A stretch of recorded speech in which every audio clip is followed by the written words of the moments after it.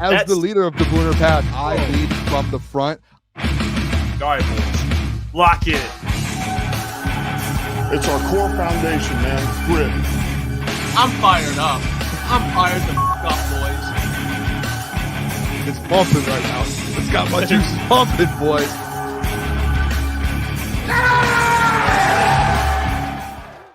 What is going on, everybody? Welcome to Crunch Time Sports. It is Wednesday, October 30th with Jeff, Booner, Lukas, and Gentry. And by the way, I saw the first comment. We're going to get it trending. Hashtag Edge of the D. Edge to the D, baby. It's already here. You know, it's already happening.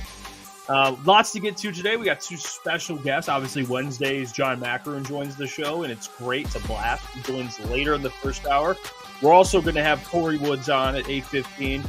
Talk about the Jameson situation because he does cover the Lions. We talk some Pistons and how rough it's been this year. They have not gotten a win. Hopefully, maybe they can steal one tonight, but it's not the here or there. Okay, they're up 7. Not going to freak out. But how you guys feel? I feel like $1 million today. Hey, Halloween's tomorrow. You may have a costume for the show. I don't know. I haven't even thought about it, but I just popped in my head. Maybe I should dress up for the show. I was Bobby Boucher last year, so I feel good, though. We've got a lot of good people on the show today. I'm pumped up. Talk some Detroit Lions football. It's the best day of the week. Doc's on. Fortunately, my Red Wings aren't doing too hot to start off the game. But, hey, like Jeff said, neither here nor there. We're going to have a great night. Let's go, boys. Get into it. Let's put our beef aside, Mike. You know, let's just put our beef aside. Talk some ball. We'll break bread. Okay. All right. There you go. I mean, before the show, there was no broken bread. There was a lot of conversations going on here. I'm just going to say that. We were dabbling in a convo. You know, it got interrupted. That'll happen from time to time, Boone. Okay. Yeah. Hey, well, Dan Campbell gave his opinion on the Jameson situation, which that happened today. He spoke to the media. You know, and he seemingly took Jameson Williams' side, but you know, and I love what he had to say. I think he was very fair about it. He kind of spoke about how, you know, the situation. Yeah, obviously Jameson has to avoid putting himself in some of these situations, but he trusts him and he stands by him. So that is great news. Dan Campbell backs him because if Dan Campbell says something, there is some there. He does again. He is very honest about things, and if he's going to go to the podium and say, "Yeah, we trust JMO," like you know. He seems like he's hitching his wagon to JMO. Then yeah, I think there's some truth to that. So there's some substance behind it, Jeff. Yeah, exactly. There's some substance there. Like Dan Campbell could have easily went up there and been like, yeah, he's out. It's a problem. But he chose not to. And we posted a graphic. I don't know if you have the clip here, Boone, or you want me just to throw the graphic. I didn't send you the clip. I sent you. It's about a minute and a half. It should be in your Slack personal message. Let me double check if it's sent yet. Oh, it's sending right now. I apologize. Okay. But it's sending. It's good for the people to know because he touches on a handful of things with the JMO situation. And like Brad or Dan last week even spoke on JMO and he knew all this happened and he had mentioned, hey, I trust JMO, like everything, like he's been very transparent with us, everything with it. And I think that's what you want to see out of it. Like, guys, this is the thing. And I've been seeing this over the last 24 hours as all this is going on. Listen, I think we can all agree. And I think one thing everyone can agree on, like, yeah, JMO can't put himself in these positions to where he's constantly in the news or, you know, he's up. Now there's this, there's a possibility of a third suspension in 3 years for his career. Like, obviously, I think, guys, like we all can agree that he needs to find a way to not be put in these positions. Like it was with the PES stuff. It was like, yeah, like I was on the side on JMO's side where it's like, yeah, he could have literally just had an over-the-counter drug that the paperwork got messed up on. But that's all stuff to where it's like, dude, you have to be able to learn and like put things around you to be able to not have these situations. Like if you're driving with the gun and you know you need the permit, or maybe you didn't know, or like you just have to be able to be in the right, like you're a public figure. Like that's what it is at the end of the day. And you have so much money, like life-changing money, generational wealth, to where you don't want to mess it up by having the smallest of mistakes that you can easily avoid. It's not like JMO's out there doing anything bad. It's like these small mistakes to where all you have to do is just like, you just have to learn, like put like, I don't know, just kind of be a pro about it. And like, that's all it comes down to. So, but I'm still on the side with JMO to where it's like, it felt like that article was a little touchy, a little weird, but I thought what Dan said today was perfect too, by the way. Well, here's what Dan said when he spoke to the media. We'll take a listen. I know that it certainly doesn't look good. I get that, but at the same token, it's just, it kind of all came on here at the same time, and it's really decision making, for him, and and that's where he knows he can be better. Don't put yourself in those situations. He's going to learn from this, grow from it. We've talked about it. And I still think there's been a ton of growth out of this player.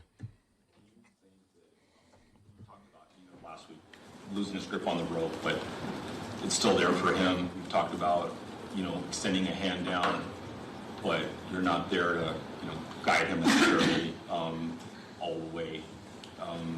Do you think he understands? Does he appreciate, just your perspective, does he appreciate how quickly his football career can end?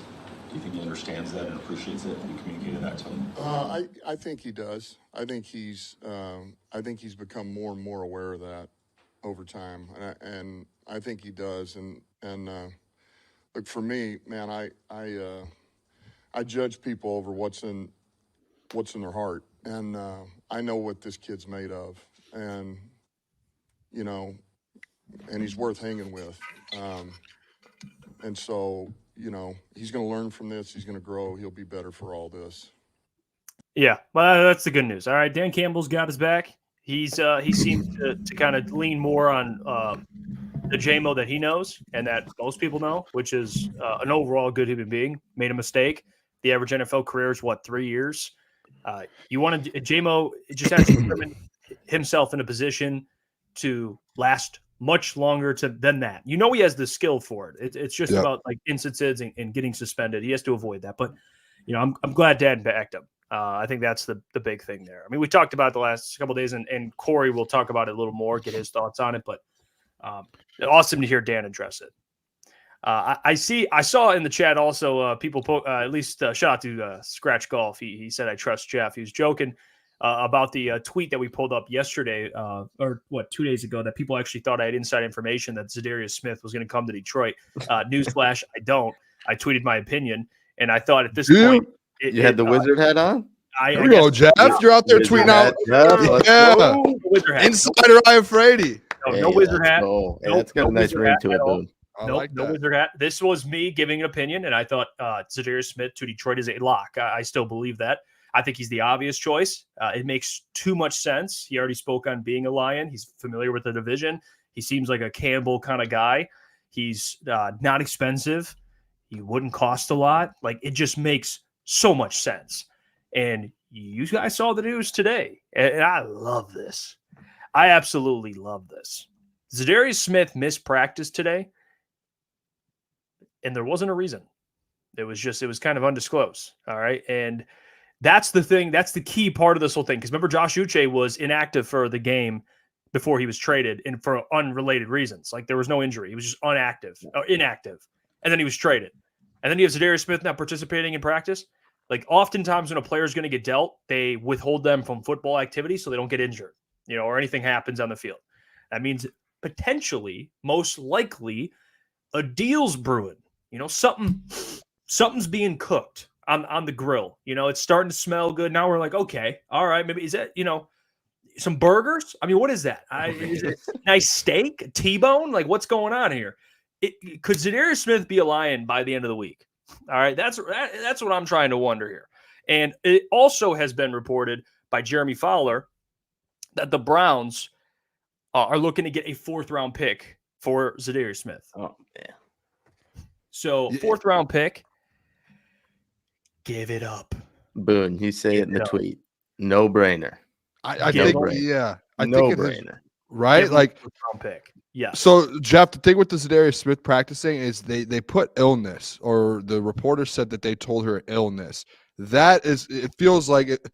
I don't know. It's a weird one because maybe, like, if you, I don't know. It's an interesting one to me because you saw the Lions report today, and it was like all the guys with rest. So I don't know, like, is he actually sick, or is this like a, hey, let's just throw illness on there so we know something potentially could happen in the next day or so? I don't know. But I think it is like something to keep an eye on, is that like you saw it with Devontae Adams before he got traded to the Jets. Obviously, that whole situation was like pretty toxic and what was going on there.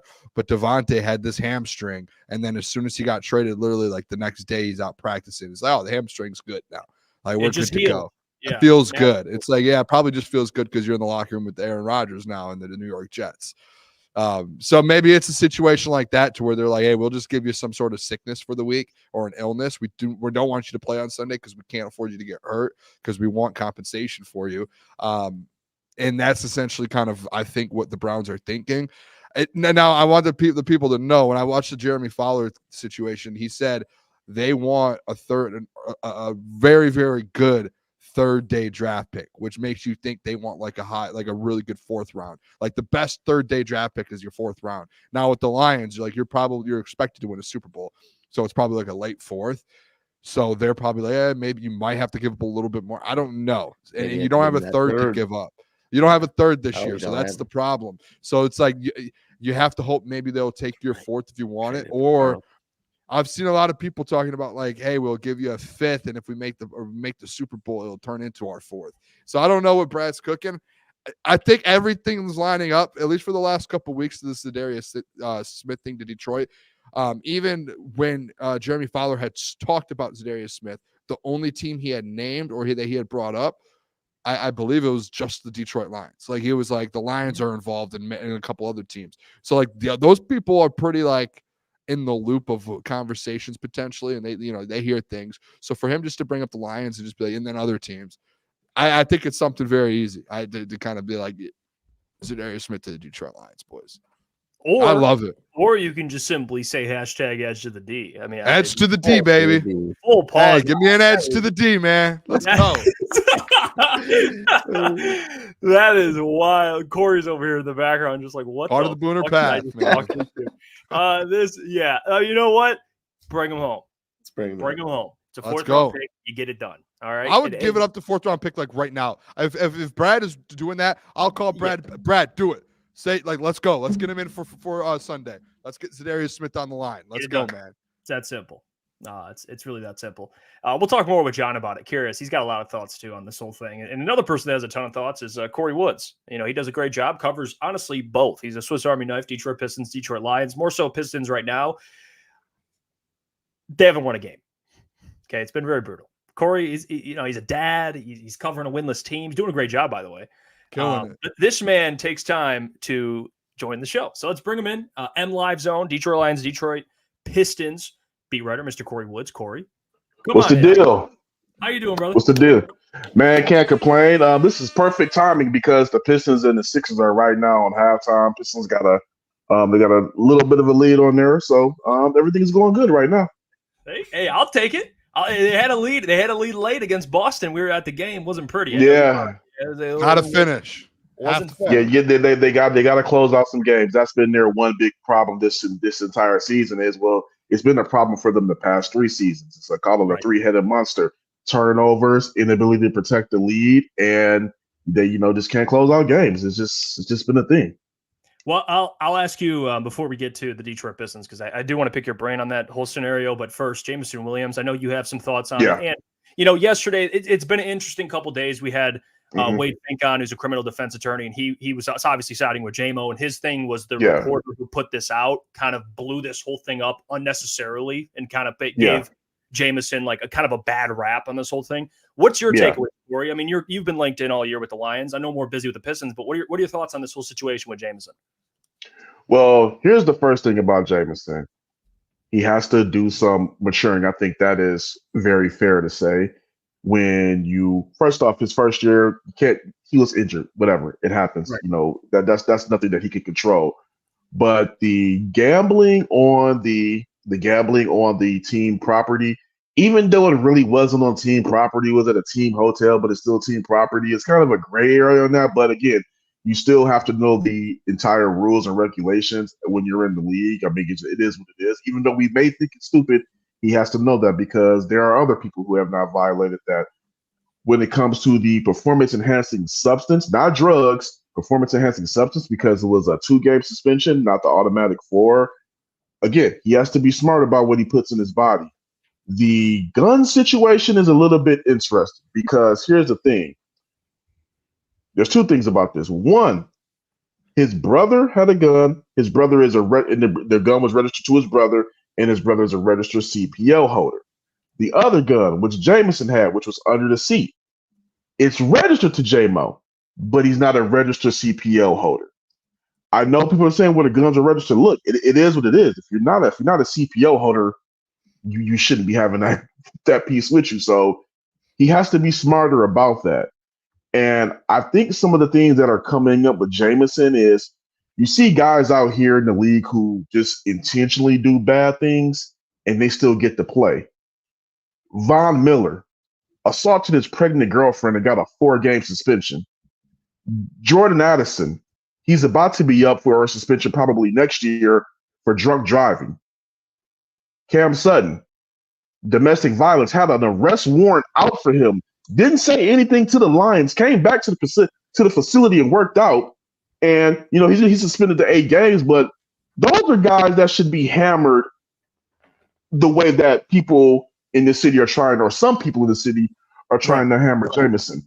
I just think right now Jameson is just a young kid that he has some maturity issues. He has to grow up. He has to realize that he has basically a lottery ticket, a way that he can change his future and his family's future. So he has to be smarter, but people trying to character assassinate him, saying that the Lions need to get rid of him.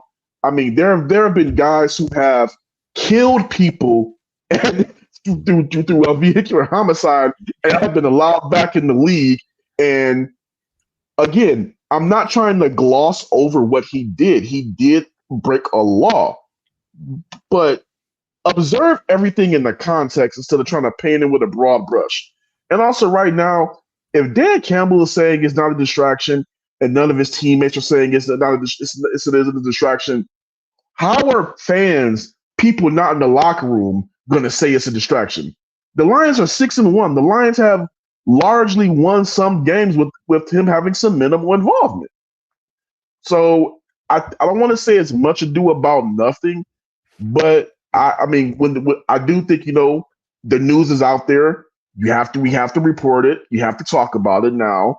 But I think that a lot of people are they're painting it with too broad of a brush instead of just really having some comprehension skills and understanding everything that's going on. I mean, the man has not even been charged yet. He may not even be charged. Yeah, Kory, honestly, I don't think you couldn't have said it a better way. I think you were spot on with everything. I just want to ask you kind of, because today all over Twitter and everywhere X, there's like these conversations of another suspension for J-Mo. Where do you think that goes? Do you think it's just like, hey, this is going to kind of end up blowing over? And like, but where have you heard that this situation is at with like the suspension or going back to the NFL or the investigation opening back up? What have you heard and kind of what do you think is going to happen with all of that? Well, if I'm again, I'm gonna tell you what I read and heard, and then I'm gonna tell you what I'm thinking.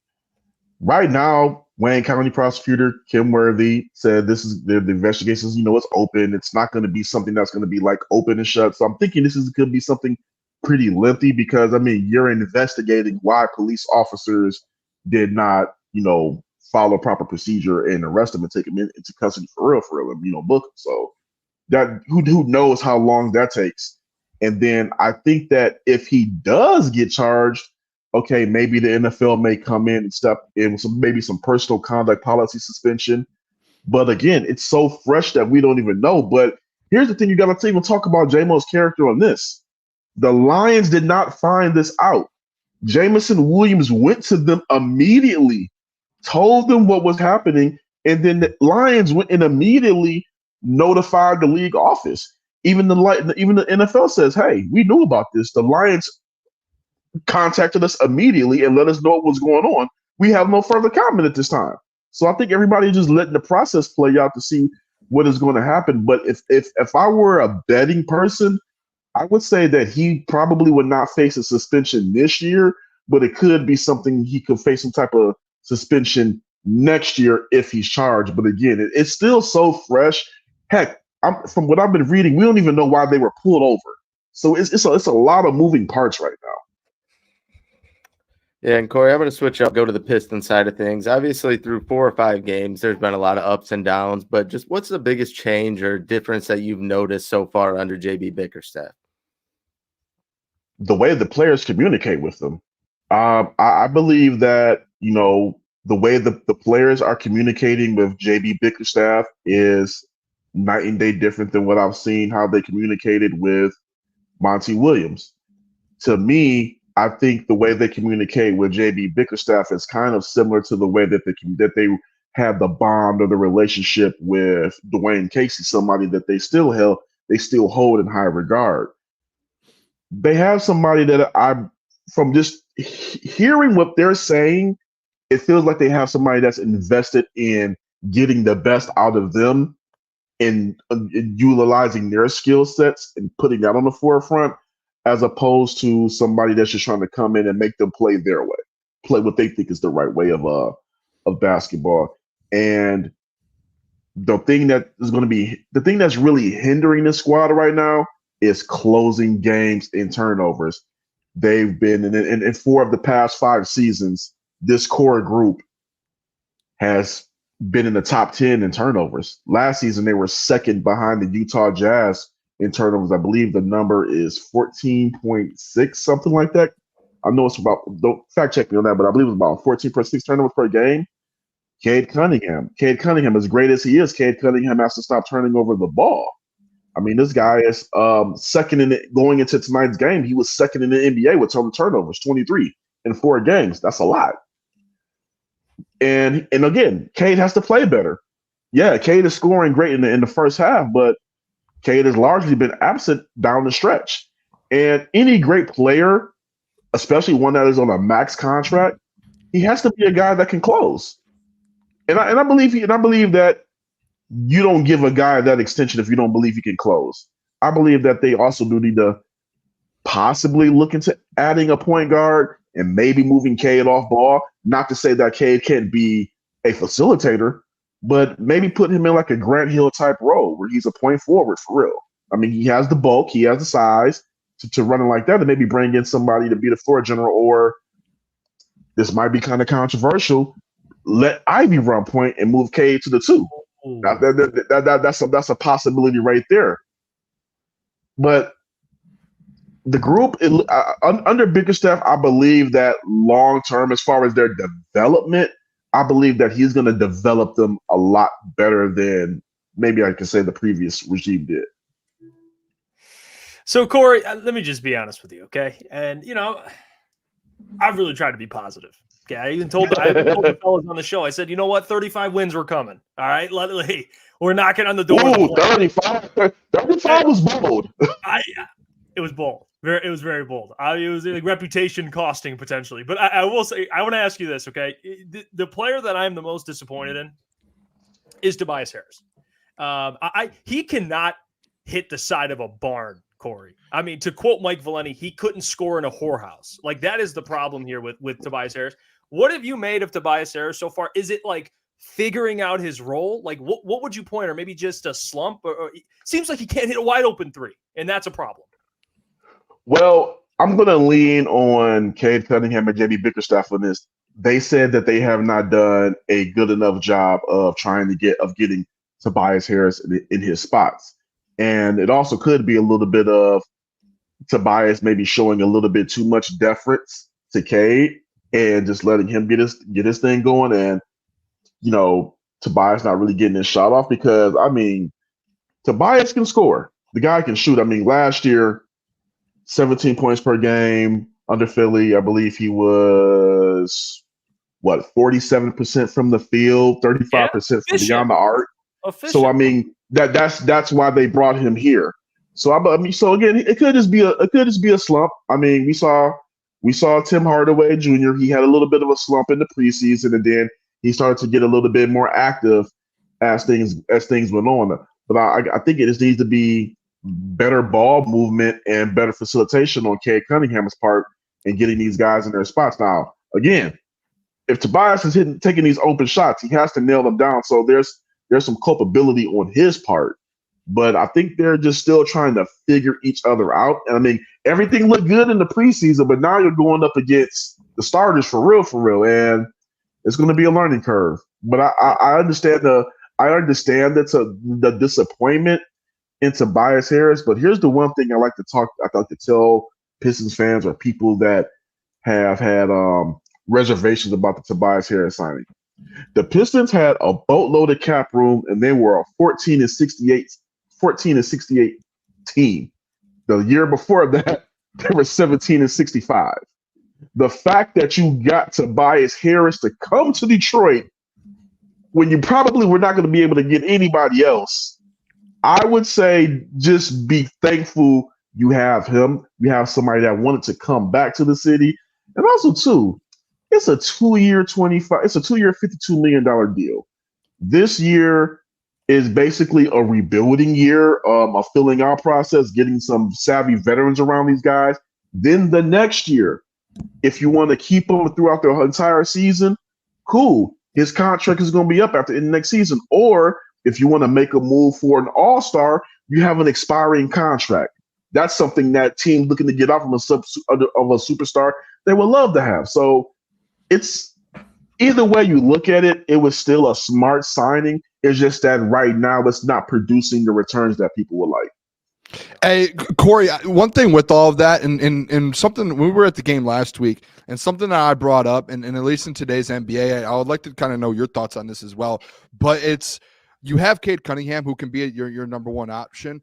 But I truly believe in today's NBA, you need a big-time number 2 or big-time number 3. And it's just the way the game has evolved and changed. Do you feel like, because we've seen Ivy the last couple of days, he's averaging 20 points a game starting the season off. The question is, can he kind of withstand that the whole season? Do you feel like there is a true, like when you look at like a Luka and a Kyrie or LeBron, AD, like do you actually like really feel there's a legit number 2 guy on this team that you're like, hey, we can go to the playoffs and make a run over the next 2 years with this guy? Or do you think it's something to where they develop these guys in next offseason or one of these off seasons? Hey, you have to go get a legit number 2. What are your thoughts on that? Because I was on the side of, I feel like they are that one number 2 big time player away with the roster they have to be able to make that kind of jump into being a contender in the East and be able to make that step. I would agree with you. I believe they definitely need another person besides Cade Cunningham. But here's another thing that Pistons fans have to realize. Again, and we just talked about it by signing Tobias Harris. Just because you have the money to sign somebody, that person has to want to come to Detroit. It's not NBA 2. It's not NBA 2K where you go into the free agency and you can say, "Oh, I got the money to sign X, Y, and Z," and then boom, you can do it. No, that guy still has to want to come to Detroit. When you look at a lot of Detroit's rebuilds, they've been done through the draft and through trades. By signing Tobias Harris, Malik Beasley, and acquiring the expiring contract for Tim Hardaway, the Pistons have something they have not had in years. Players they can actually move in a trade that other teams might actually want. There's still a place for Tim Hardaway Jr. There's still a place for Tobias Harris. There's still a place for Malik Beasley, a guy that started 77 of 79 games last year for the Milwaukee Bucks. It was one of their top 3-point shooters, averaged 11 points per game. Not a lot, but I mean, when you got Damian Lillard and Giannis Antetokounmpo, you don't need that guy to score like that. And Chris Middleton. So they now have the tradable assets to be able to make a move either at this year's deadline or next year's deadline to acquire that superstar that a team might be looking to get rid of because the guy is disgruntled, or if they just said, "Hey, we want to go ahead and blow it up and clear the cap." Boom. The Pistons have the expiring contracts to make that work for you. So yes, I do believe they need to acquire and add another superstar. But this is where you got to give Trajan Langdon the credit. He said, "Yeah, we're going to take on contracts. We're open for business to take on contracts as long as it comes with the right capital." Right now, the only one they were able to really get was Tim Hardaway. But again, expiring deals. The Pistons are going to be now back in the mix very soon to either try to make another swing in free agency or, again, deal these guys at the trade deadline. And maybe New Orleans says, hey, this is not going to work having Brandon Ingram. Maybe you can package some players and send them to New Orleans and get a guy like that who is a bona fide scorer where K can swing it out to and know that this guy can knock down an open shot. One thing I do love about JB is he holds guys accountable. It's clear. You can see that. Like, one player that I think needs the accountability is Jalen Duren. Like, even though physically, like athletically, he is so gifted. Like, everyone talks about his upside, which I do tend to agree with. The thing we got to observe in person, and whenever we watch these games, you can see it. Like, the raw talent, the ability to rebound, catch lobs, be a rim runner. But then you see this like lapse in judgment on defense and effort kind of come into question. And when we were at the game against Boston, Isaiah Stewart comes in. The dude is, balls to the wall, running all over the place, guarding all 5 positions, and then he gets the most of the fourth quarter. He finishes the game over Jalen Duren. What do you make of Jalen Duren this year? His defensive, I guess, inconsistencies, or really nothing at all. Like, he to me, Kory, that dude is so he as athletic as he is, he should be giving you 2 blocks a game. Like, there's no reason why he's not capable. What do you make of Jalen Duren's defense this season? And you thought last year, I thought it was kind of a 1-year thing. It seems to kind of be a trend now, Kory. What's going on with him? Here's the thing about Jalen Duren, Isaiah Stewart, Cade Cunningham, Jaden Ivey. These guys are on their 3rd different head coach in 3 years. They don't have any continuity of who to learn from. And it's hard to see that growth and development when the coaching, the strategy, and the teaching continuously changes. Now, Jalen Duren does have to get better, not just on the defensive end, but on the offensive end. There are areas for improvement in the low post on both ends. But I think it's a teaching issue. And if they're able to, God forbid they have to do another coaching change this offseason, which I don't think they're going to do. I don't think Tom is going to do anything that kind of crazy. But I think if they're able to have some continuity with the coaching and his development, you might be able to see things start to come together. But again, this is just another year of this guy where his teaching is changing. I mean, last year he was learning under Mark Bryant, worked with Mark Bryant this summer. Pistons don't bring Mark Bryant back. Mark Bryant is going to the Knicks. Now he's working with Sidney Lowe. I mean, the teaching just continuously changes. Hey, Kory, I just wanted to go back here. And I know we're kind of rewinding to the beginning, but I just want to go back to the Lions real quick because I did want to get your opinion on the trade deadline before we let you go. I just want to hear your thoughts on this whole situation. I don't know if we have a chance to talk to you before it comes up next Tuesday, but where are you at with the Detroit Lions trade deadline? What are you, if you're hearing anything, Brad Holmes, all of that? Just want to get your thoughts on that, though. I haven't heard anything yet on the trade front. I'm hearing some of the same stuff you guys are hearing. I mean, I'll just say this, that kind of shows what kind of organization the Lions are because they haven't had pretty much any leaks at all. It's been G14 classified. But I think that they are going, if I were to look at, I'm saying if I was a betting person, I believe they are going to make a trade, whether it is the trade that is going to galvanize the fan base and make everybody happy. That remains to be seen, but I don't think this is a situation like last year where they felt comfortable not going ahead and getting somebody like a Montez Sweat or a Chase Young at the deadline. When your defensive line right now, especially with the edge, is as depleted as theirs is, I believe they know they have to go ahead and go get somebody. I mean, it was one thing the performance against the Vikings, but I mean, when you have a guy like Mason Rudolph moving up and down the field effortlessly in that first half like he did against the Lions, I think that is a telltale sign that you need to go ahead and get somebody. Max Crosby and Myles Garrett, those might not be the guys you're getting, but I mean, hey, there's a Za'Darius Smith, there's a Arden Key. Who knows?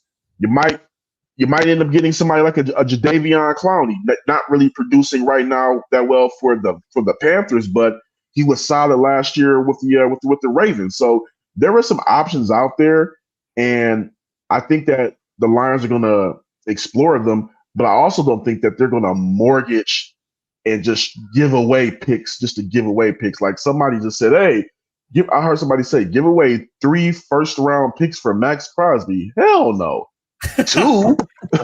I would as for a Max Crosby, and as great as he is, I would go as far as 2 first and a third, because I mean next year is a wash. You're not going to draft anybody better than Max Crosby, and then the second year, okay, the second first, okay, whatever. Brad Holmes has been shown to find talent anywhere and trade back into the first round if he wants to. So I mean, I would go 2 first and a third, but again, he's not. Again, that guy's not available. Maybe I would do a first and a third for Myles Garrett, because again, you're not going to draft a defense. You're not going to draft an edge better than Myles Garrett next year, and you could have something like you can mortgage the future for guys like that. But when it comes to the Za'Darius Smith, the Arden Keys, Harold Landry, Jadeveon Clowney's, I mean, they got those will be better than what they have right now.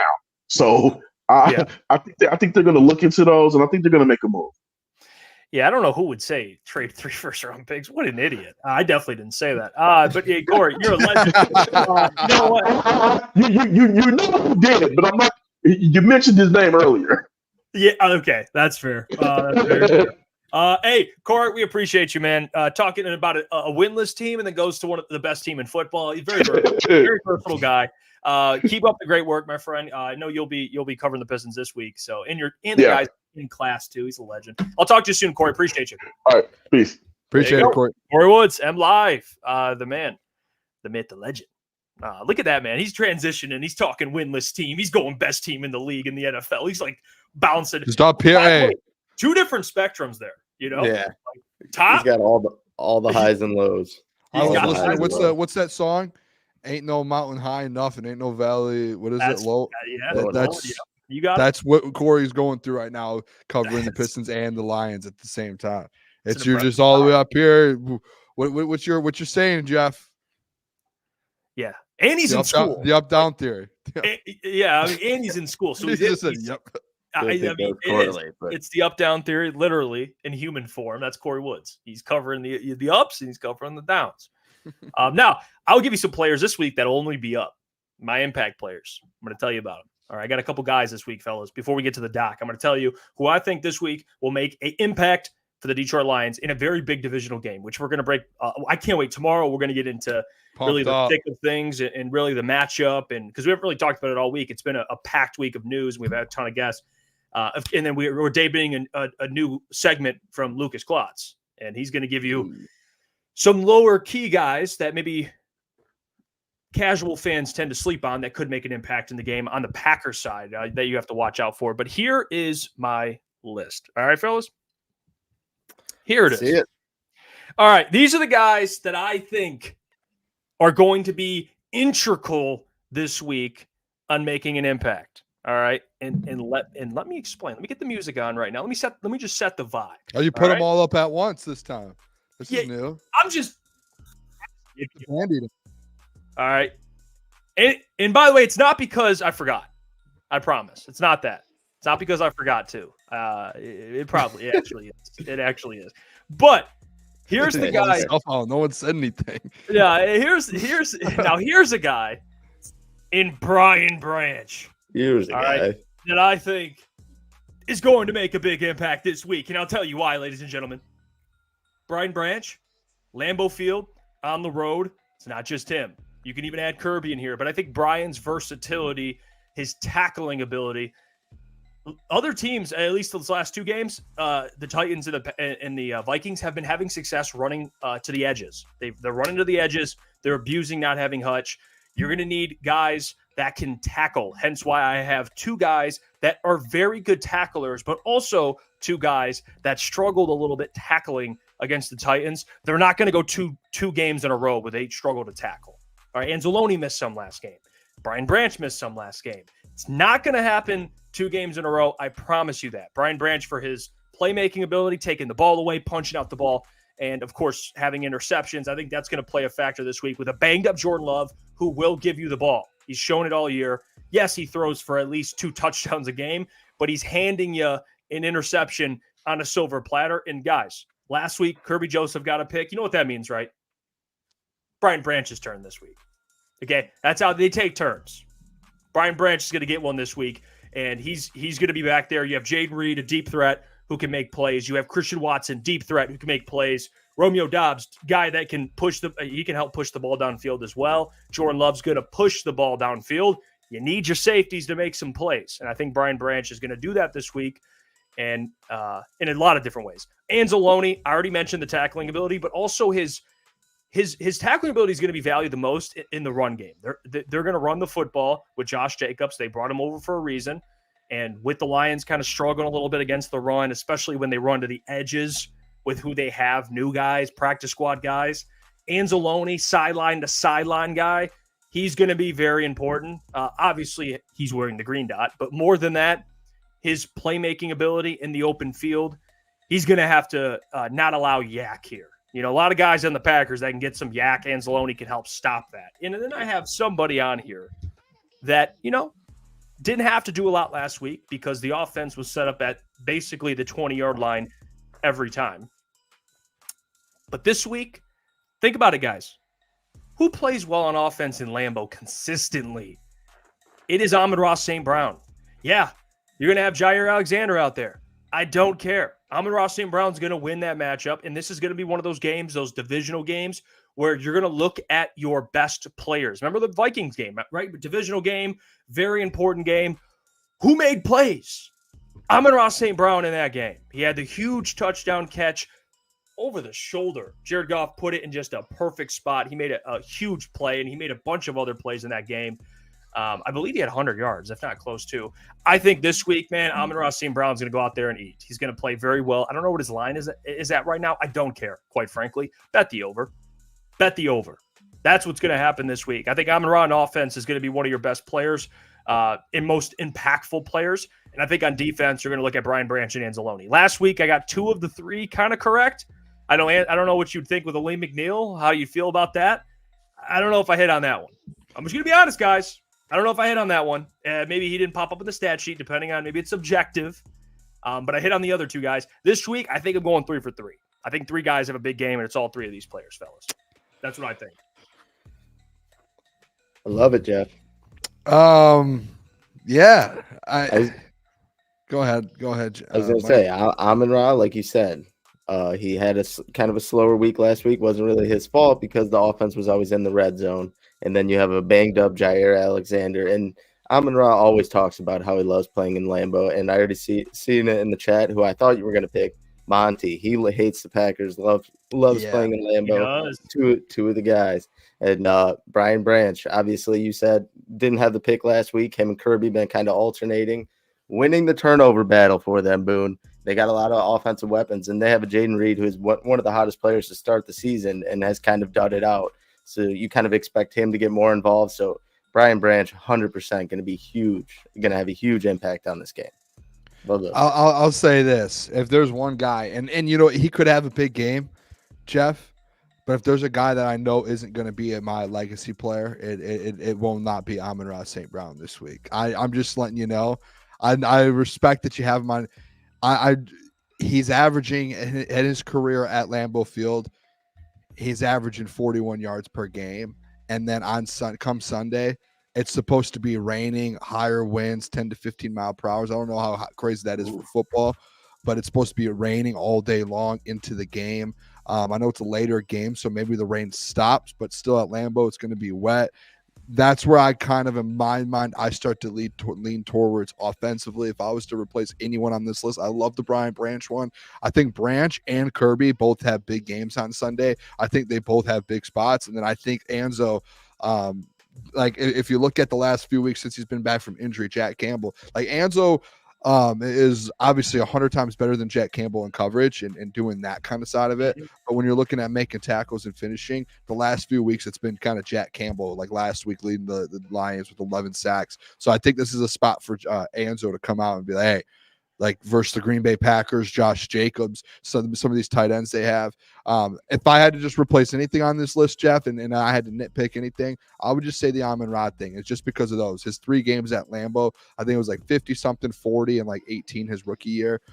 Yeah, he probably score a touchdown because he scored 5 straight games so far. So I would put money on him to score a touchdown. Yardage wise, with the rain and the wind and all of that, I would, and especially knowing like remember at the beginning of the year, Jeff, we had like the first game we were talking about like how there was going to be a couple games in the year the Lions are going to just pound the ball and just run the ball. This feels like one of those to where they know, let's take advantage of the run with the rain. Let's set Jared Goff up in good positions for play action and get into this thing to where I think you're going to see D-Mont get the rock a lot. You're going to see Gibbs getting involved a lot after last week. So I still think Amon-Ra is going to get opportunities. I'm not saying that. He could easily go for, him, he can get 4 catches for 100 like that. I know I say it every week. Real quick, let me respond to that real quick. I appreciate the constructive criticism. I will say this. I wish I could add Montgomery. I love that one. I picked Amon-Ra because, and remember what you say. Remember when we talk about this will be more of a defensive game, and you always say, fellas, Jared's going to throw the ball. Like he's going to. Yeah, this always is how does. I think. Like, even though it's going to rain, okay, you're going to look at guys like Amon-Ra who are reliable to catch the football. Jared Goff loves them. He can trust him. And especially if it's raining, eating up the middle of the field, these Amon-Ra, he's like a death by 1,000 cuts kind of guy. He can get you like 8-9 catches for like 80 yards, whatever. He can do it all. That's where I'm leaning, but I don't think they're going to not like run. I get your point though. Like they're still going to throw the ball 20 something times. Like I don't think that's like where I'm like saying that they're going to throw the rock. And I think Amon-Ra is going to have opportunities, but like major impact, I think it's going to come down to the run game a bit, just because of the rain and like Goff outdoors. How many? What does he have? 3 outdoor games this year? Chicago, Green Bay, and San Francisco in nice weather. So this is like one of the 2 that could potentially be bad weather for Jared Goff, and we know MVP race. He's balling.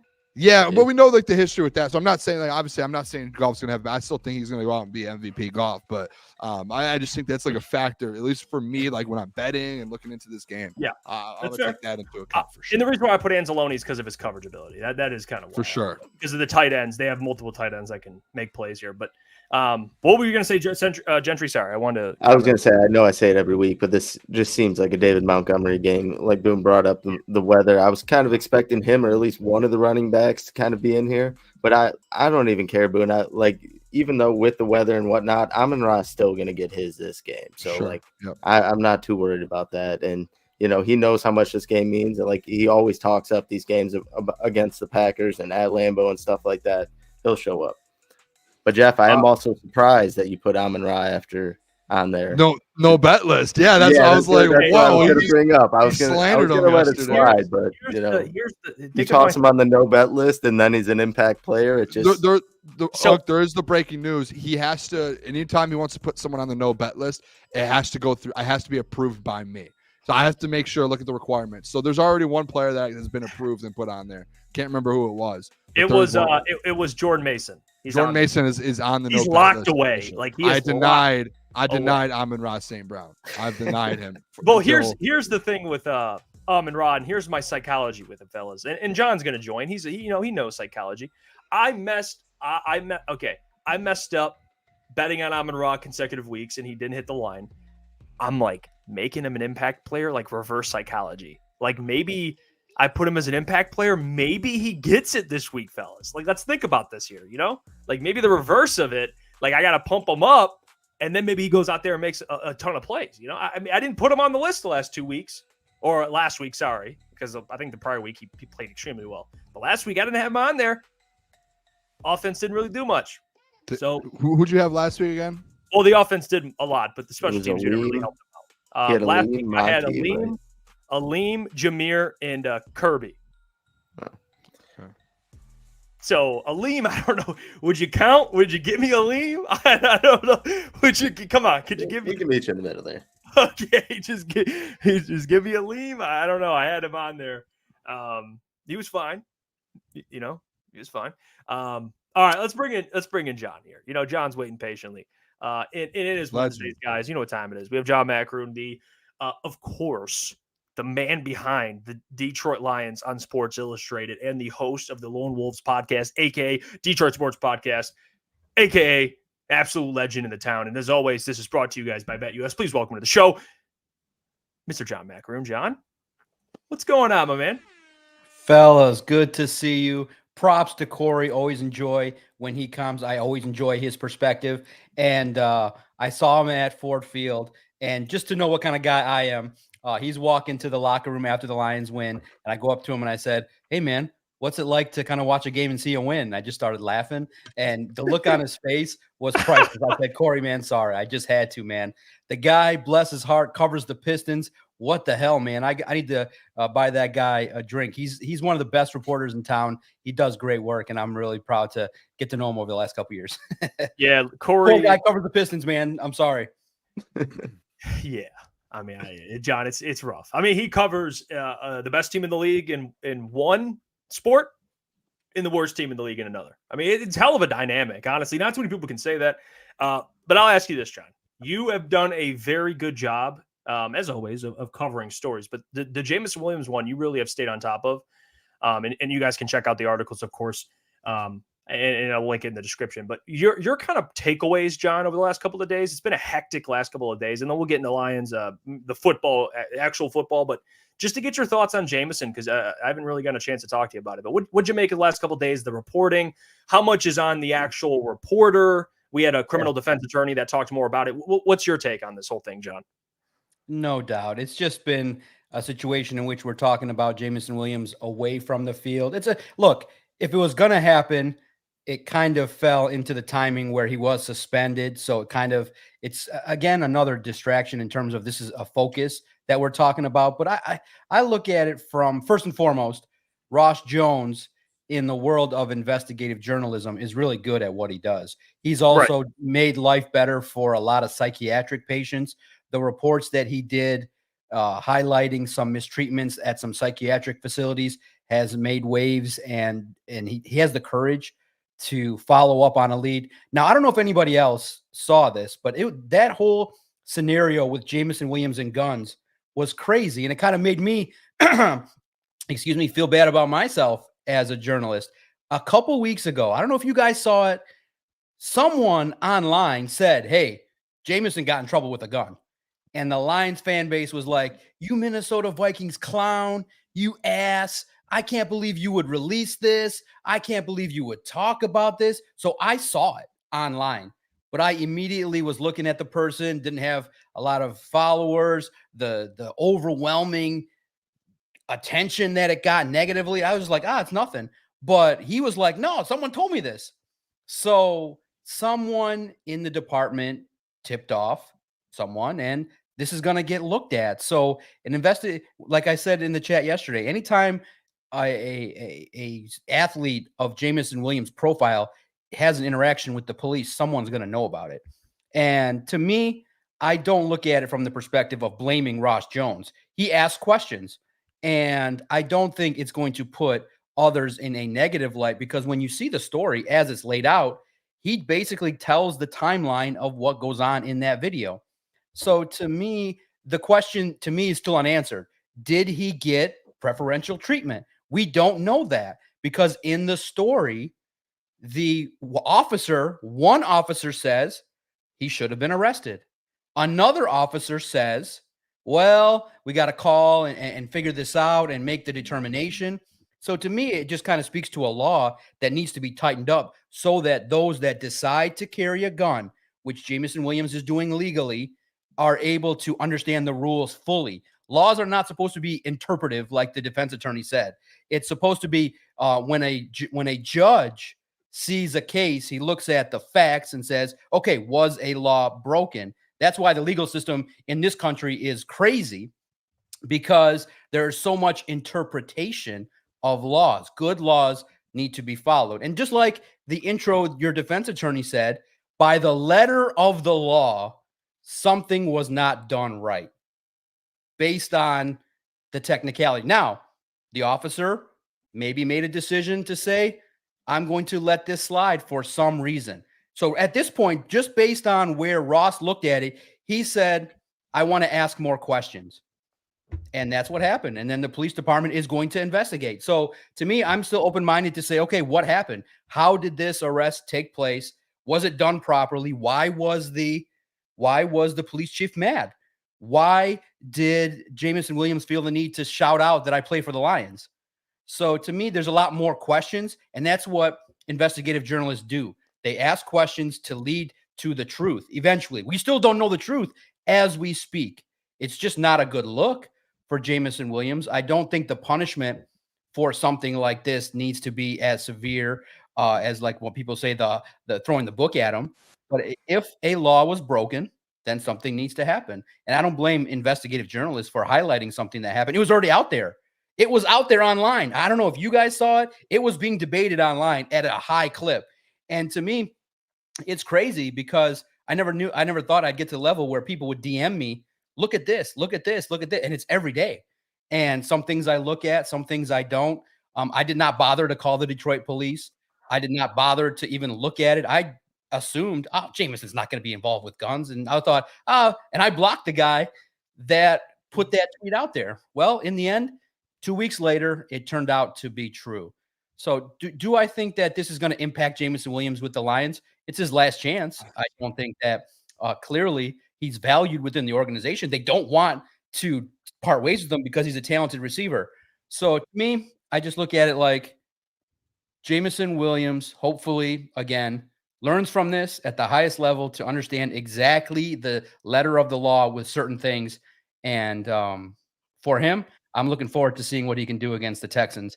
And that's the most important thing at this point in time for the Detroit Lions. And for him as a person, I do think that this has to be a wake-up call. I mean, when you had to report to your head coach something like this, I'm sure the people within that organization will work to continue to develop him as a young man. It's one of those deals where it happened. He'll own up to it. He'll face the accountability for whatever happened. I don't judge him for it. I look at it from the perspective of this is an individual that's young, trying to figure his way out through, being. There's no way to understand what it's like to be a 23-year-old millionaire and, trying to make your way through things. But, this is probably going to be the last straw in regards to you can't keep having these high-profile mistakes. Yeah, Doc, I just want to kind of follow up on that because I did ask Kory a similar question. I just want to hear what your thoughts are. What do you think comes of this? Like, I know there's been articles today that are written about, if there's a third suspension come in or just kind of the way this works out within the Lions locker room. What are your thoughts on how the NFL will handle this and what comes of it? Yeah, and I'm just reading the chat real fast. Guys, discretion was made, okay? But at the same token, when it's discovered that, hey, why wasn't Jameson Williams? There's a body cam footage. Someone is aware of it. Someone is going to ask. If it wasn't Ross Jones, someone was going to ask about how this arrest went down. So this is more of a police matter of like, hey, we still don't know. Was this followed? He was let go, and that's what happened. But at the same token, one officer in the article says there was merit for him to be arrested. You guys are just going to discount that? You're just going to go with the idea that, hey, I like the part where the other officer said he's free to go. So there's disagreements between the officers. So we'll see what I want to see what the investigation is going to reveal. Now you were talking about, could he be suspended in the future? Yeah, it was just more so a question on what your thoughts are on how this whole thing plays out. If there's a suspension that's going to happen, or just kind of your thoughts on what may occur going forward. Yeah, I echo what Kory said. I think it's going to take nothing's going to happen this year. I probably, based on when you see the fervor of which the support comes in, look, I do think that when these answers, potentially, I know I talked to you about it a little bit. I think he faces a fine. I do think that they will find that, okay, you know what, this is something that potentially was a rule violation. And his lawyer will do a wonderful job. The individual that he's hired seems very bright, and he'll work his way to have nothing happen to him legally other than to write a nice check to the city of Detroit, and this will go away. And then it will not kick off a suspension. I don't think it's to that degree. I think I think the car was pulled over due to a speeding violation. And what we do got to find clear is this whole can someone's brother have the ability to claim another person's gun? Because there seems to be a debate about that, and it's going back and forth regarding discretion and things like that. That rule needs to be tightened up so that we can.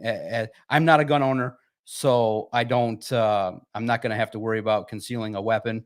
So but I do think that this kind of thing should allow more people to understand, hey, if you have a weapon, here are the rules you have to follow. And I do think that I don't think it's going to warrant anything significantly legally just based on the individual that Jameson Williams hired. I don't think it's going to end up being an NFL suspension. I just think that, hey, it's going to be resolved in the courts and he'll pay a fine. I don't see, maybe at worst probation, maybe along those lines if it does go that way legally, but I don't see jail time. I don't see NFL suspensions because of it. Yeah, Doc, obviously we got the trade deadline coming up. Should we be nervous that there hasn't been a deal done yet, or are you still expecting that there's a trade coming here soon? Man, I'm excited, huh? So much talk about the trades. And real fast, I do want to say one thing. Like I said, trust your journalists. Trust the people that are giving you information. Don't when I say trust, when I say trust, read the information, parse through it, and think critically on these matters. Don't just assume, hey, this person, the person that did the research, it was very thorough. It was down to the detail. And I don't think that we should be in a society where someone can't put out information that they got. And if Ross Jones came to that conclusion, I think then people should, challenge it as well and look at it. And like we're doing here, talking about it, exploring it, giving different variety of opinions. You spoke to a defense attorney. Well, clearly his role has been in his life to get people off of police matters. There's another side too. Others have reported, prosecutors have said, well, there's certain things here that could happen. So at the same token, there's a lot of interesting, interpretations of the law. That's what happens in our court system every day. I'm curious to see I'm curious to see what the results of the investigation are going to see from the police side. Now we get to the part that people are excited about is, are the Detroit Lions going to make a move? And what's happened the last couple of years, it's so much like deja vu for me. Last year, other teams made moves. This year, the Ravens, Texans, and Chiefs all made moves. So everybody in town is just like, what's Brad doing? What's he got going on? When is he sitting on his hands? Everybody's like in a panic. And I'm shocked that Booner and all his friends' calm down messages are not working. I told you guys, you need to have 3 of them a day to try to help the fans online calm down. But if you're not going to message it, then everybody's going to get riled up. But I'm here to say, I do believe a trade is going to happen, but probably like last year, probably on Monday or Tuesday. I'm hoping it's not tomorrow. That's Halloween. I want to spend it with the kids. I'm hoping it's not the weekend. I'm hoping at least it would be November 1st because my October work has been pretty much done in a great month. But I do think a move is going to be made clearly, guys. I mean, come on. The Lions are giving up more yards running. Their pass rush is non-existent. They clearly know that would upgrade the team. So professionally speaking, it's going to happen. I mean, it would be negligent not to. So that's what I said on the Lone Wolves podcast. But now, that's my professional opinion. That's the reality of it. But now the regular Joe Schmo drinking whiskey here on a Wednesday, I also put out a video, if you want to check it out, at Detroit Podcast. Brad Holmes stood in front of me last year and pounded the table after the NFC title game. And he was like, look at what I did. All of you thought Gibbs was a bad pick. Look at what happened. Look at this. Okay. You pounded the table. You wanted your credit. If you want credit from me, don't make a move. Roll with what you got. Let's see. Let it ride. You built this team. You built the foundation of a lot of these, and you developed these players. Let it ride. Let's see what happens. Can this football team?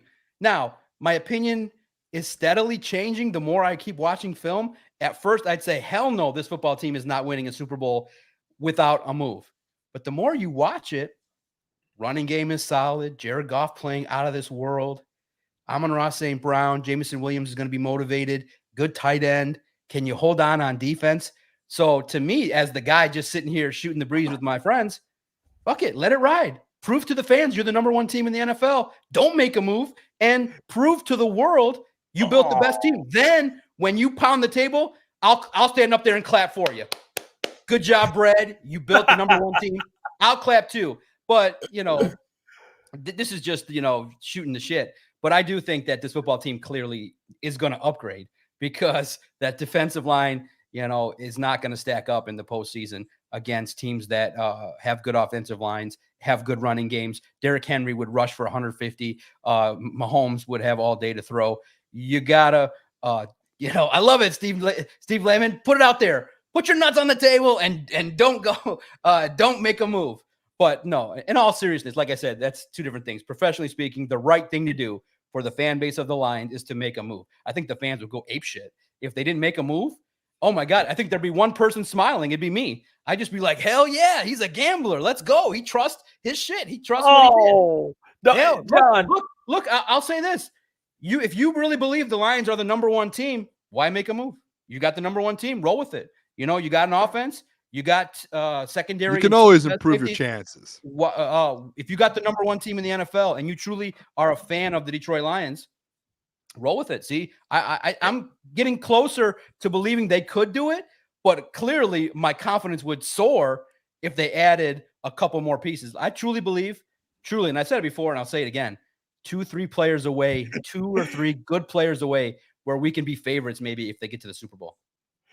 John, and I could, we've been friends. All right. I'm starting to know you, John. You're being a little, this is troll, John. This is like dipping into the, how am I trolling? No, because if you believe you built it, he's the one that opened the discussion. He banged the table after losing. He did it.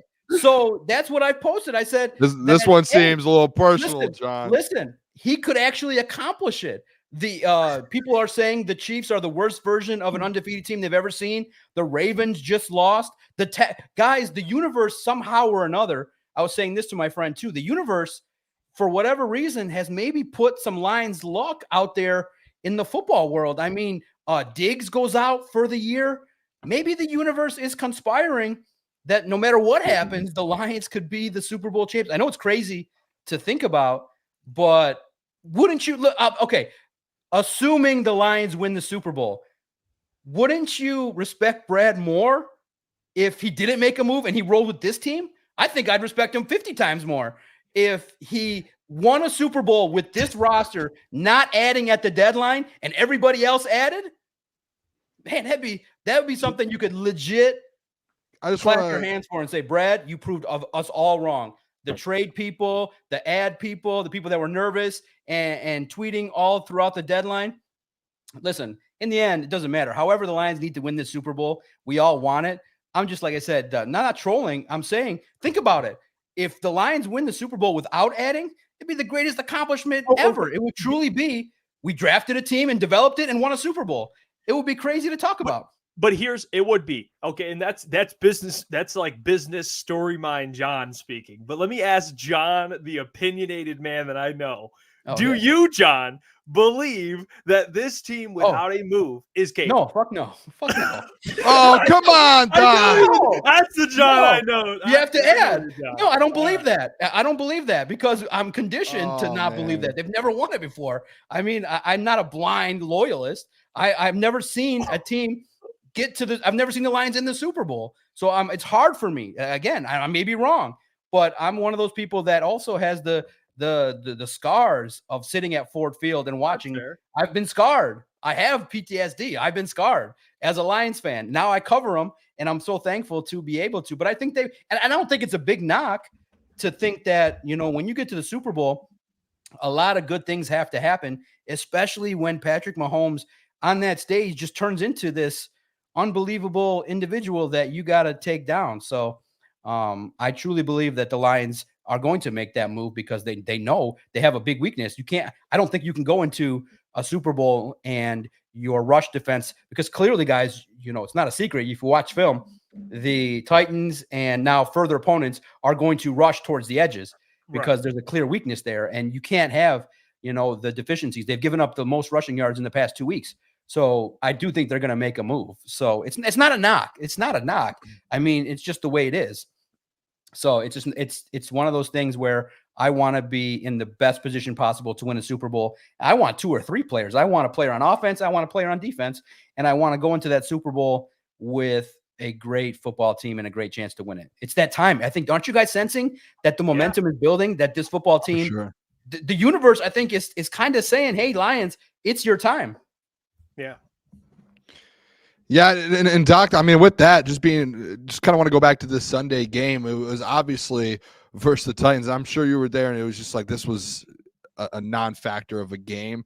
What was your kind of viewpoint on them winning it? Like, it felt like they won a football game that we've never seen the Lions. We've seen a lot of weird losses, a lot of weird wins. This felt like it was such a one-off, putting up 50-plus points, essentially with your built on your special teams unit. Does that give you more confidence seeing what you saw Sunday? And what are your thoughts on that Tennessee Titans game kind of going forward, the way they won that game with the special teams unit and Dave Fitt? Man, that was a great game to watch, wasn't it? Going into great.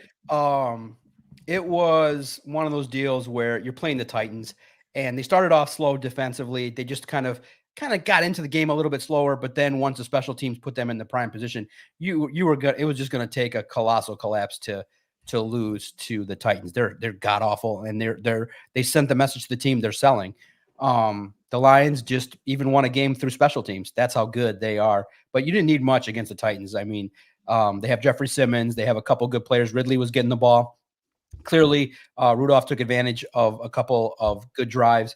But once the Lions got rolling, they were clowning them. They were having their running back throw the football. They were taking advantage of some weaknesses in their defense, and Jahmyr Gibbs, the explosive run was amazing. And yeah, it's just weird to look at those offensive numbers and you go, man, how did the Lions win this game? It defies logic just based on how people watch football. But it's just one of those things where good football teams win, and they were able to go 6-1, which is just so great. It's like everybody's riding high watching the Detroit Lions, and Ben Johnson continues to just shine and really put on a master class of offensive play calling. And like I said, Amon-Ra St. Brown had less than 10 yards receiving. And the great part is Jahmyr Gibbs, taking advantage of 2 teams in their rush defense. And man, he when you see that speed, if you can get him more confidence and get him going more, my God, it's just going to be great to watch in the second half of the year. Yeah, and Doc, last week, National Tight Ends Day, Sam Laporta, 6 catches, 48 yards, a touchdown. Should we kind of be expecting, obviously J-Mo's still going to be out this coming week, should we kind of be expecting more moving forward of the old Sam Laporta that we were seeing last year, him being more involved in the offense and whatnot? Yeah, I like, seeing Sam Laporta and Brock Wright. Don't discredit what he's able to do. I think he's a great blocker and he embodies everything that's going on with this football team. Gritty and really a nice guy too to talk to in the locker room. Always smiling, always willing to talk. Sam Laporta, I just, he's just a pro. Just goes out there and does his job. If he has to block, he'll block. It was good to see him get involved a little bit more. Teams are finding, they're giving him attention. And that's really the mark of a good player now, will be him adapting to other teams and their defense adapting to what he's doing. And I do think that in different games, there'll be more opportunities for him. I think this one, you guys hit it right on the head. David Montgomery last year, I think it was you, Gentry. You said, yeah, you expect Montgomery to be the feature. I think that unfortunately you're putting St. Brown on there. Yeah, I do think he'll get his touches.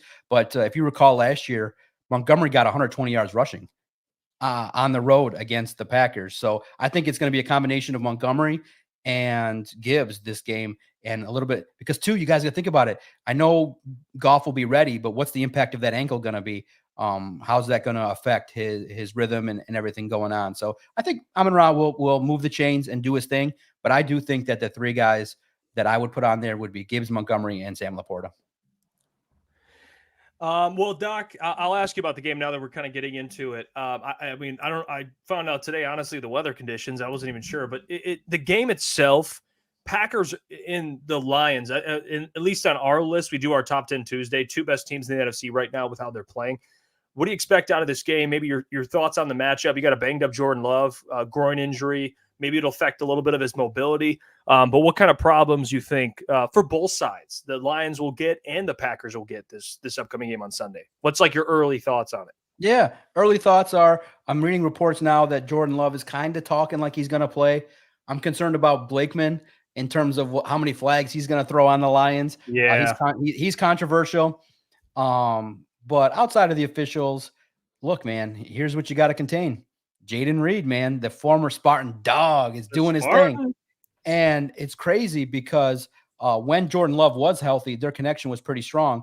And Malik Willis, though, has kind of held his own, kind of, a player that is benefiting from at least being around much better players. But I do think that the crazy part about this game, in learning the stats and digging into the numbers, the Packers are just as opportunistic as the Lions are in terms of takeaways.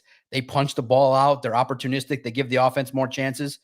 Dan Campbell said he believes this game is going to go down to the wire, and the team that blinks first and makes the critical mistake in the fourth quarter is going to lose. And I think this time the Packers blink, and you just look at all the opportunities the Lions have to get takeaways with Branch. I think he's going to try to rebound after not the best game against the Titans. Kirby Joseph is en route to competing and being probably the player that has the most interceptions this year. You realize Amik Robertson punching out the ball, the linebackers. I think the Lions defense kind of wants to rebound after a little bit of a shaky performance last week, and they get a couple turnovers. I do think that clearly we all want Jordan Love to play. His interception rate is crazy. Like he's throwing into some windows that you're like, wait a minute. Hey, that's not what you're supposed to be doing. So if the Lions get 2 turnovers, they win the game and they come back 7-1. They get up for these games.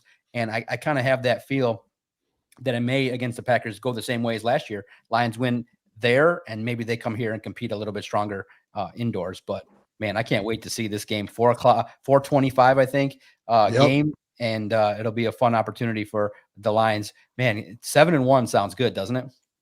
It sounds great, especially versus the Packers at Lambeau. To make it go 7-1 from that win would be huge. What are your thoughts too on the Terrion Arnold, Carlton Davis kind of duo there with the corner situation? Obviously, you have the probably the best safety duo and behind them. Going into a game like this versus a player like Jaden Reed, how do you think Dak and I guess what's like the talk in Allen Park with the way Terrion Arnold's been kind of improving and getting better? What have you seen out of him over the last few weeks? Yeah, steady improvement. We spoke to the defensive backs coach, Jesse Townsend, and he said, look, Terrion Arnold is a competitor. He's somebody that wants to get better. He's hard on himself. So he's continuing to recognize plays and learn, techniques and continue to recognize patterns and calls. Just a tough game, man. You recognize that there's no rest. You're going to go up against top receivers every single week.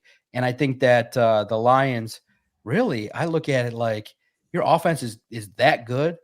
Ben Johnson is that good. They could literally carry the defense. That's how good that this offense has started to look. And they got it rolling without Jameson Williams. Think about this. If this offense gets Jameson Williams back against Houston, you keep this train rolling, man, you add one more pass rusher that's reliable. I'm just really, really happy with how the offense can potentially do moving forward. I'm confident in the offense. The defense just has to weather the storm and really do what they've been doing, forcing the turnovers, limiting the explosives. Brian Branch and Kirby Joseph are manning the back end.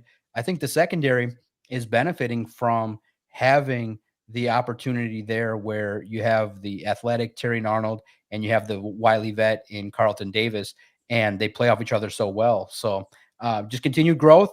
I do think he'll get picked on a little bit. I do think that that's clearly where teams are going to start looking first to throw zeros way. But I do think he'll, if he gives up an explosive, the next play he'll be there. And maybe this is the game he breaks through and gets an interception, joins the club, because I know desperately he wants it. I call it every week, John. I'm going to keep calling it. It's got to happen eventually. I mean, it just does. Go ahead, Mike. Sure. Doc, Jared Goff banged up a little bit. Didn't practice today because of an ankle. Any update on that or any worries heading into Sunday as far as that injury goes? Yeah, no doubt. It's kind of fun. I'll say this. He did get a rest day. He said it's sore, but he told us that he's going to practice tomorrow. So he's a warrior. He'll be out there, no doubt about it. Barring any setbacks, I think Jared Goff will start.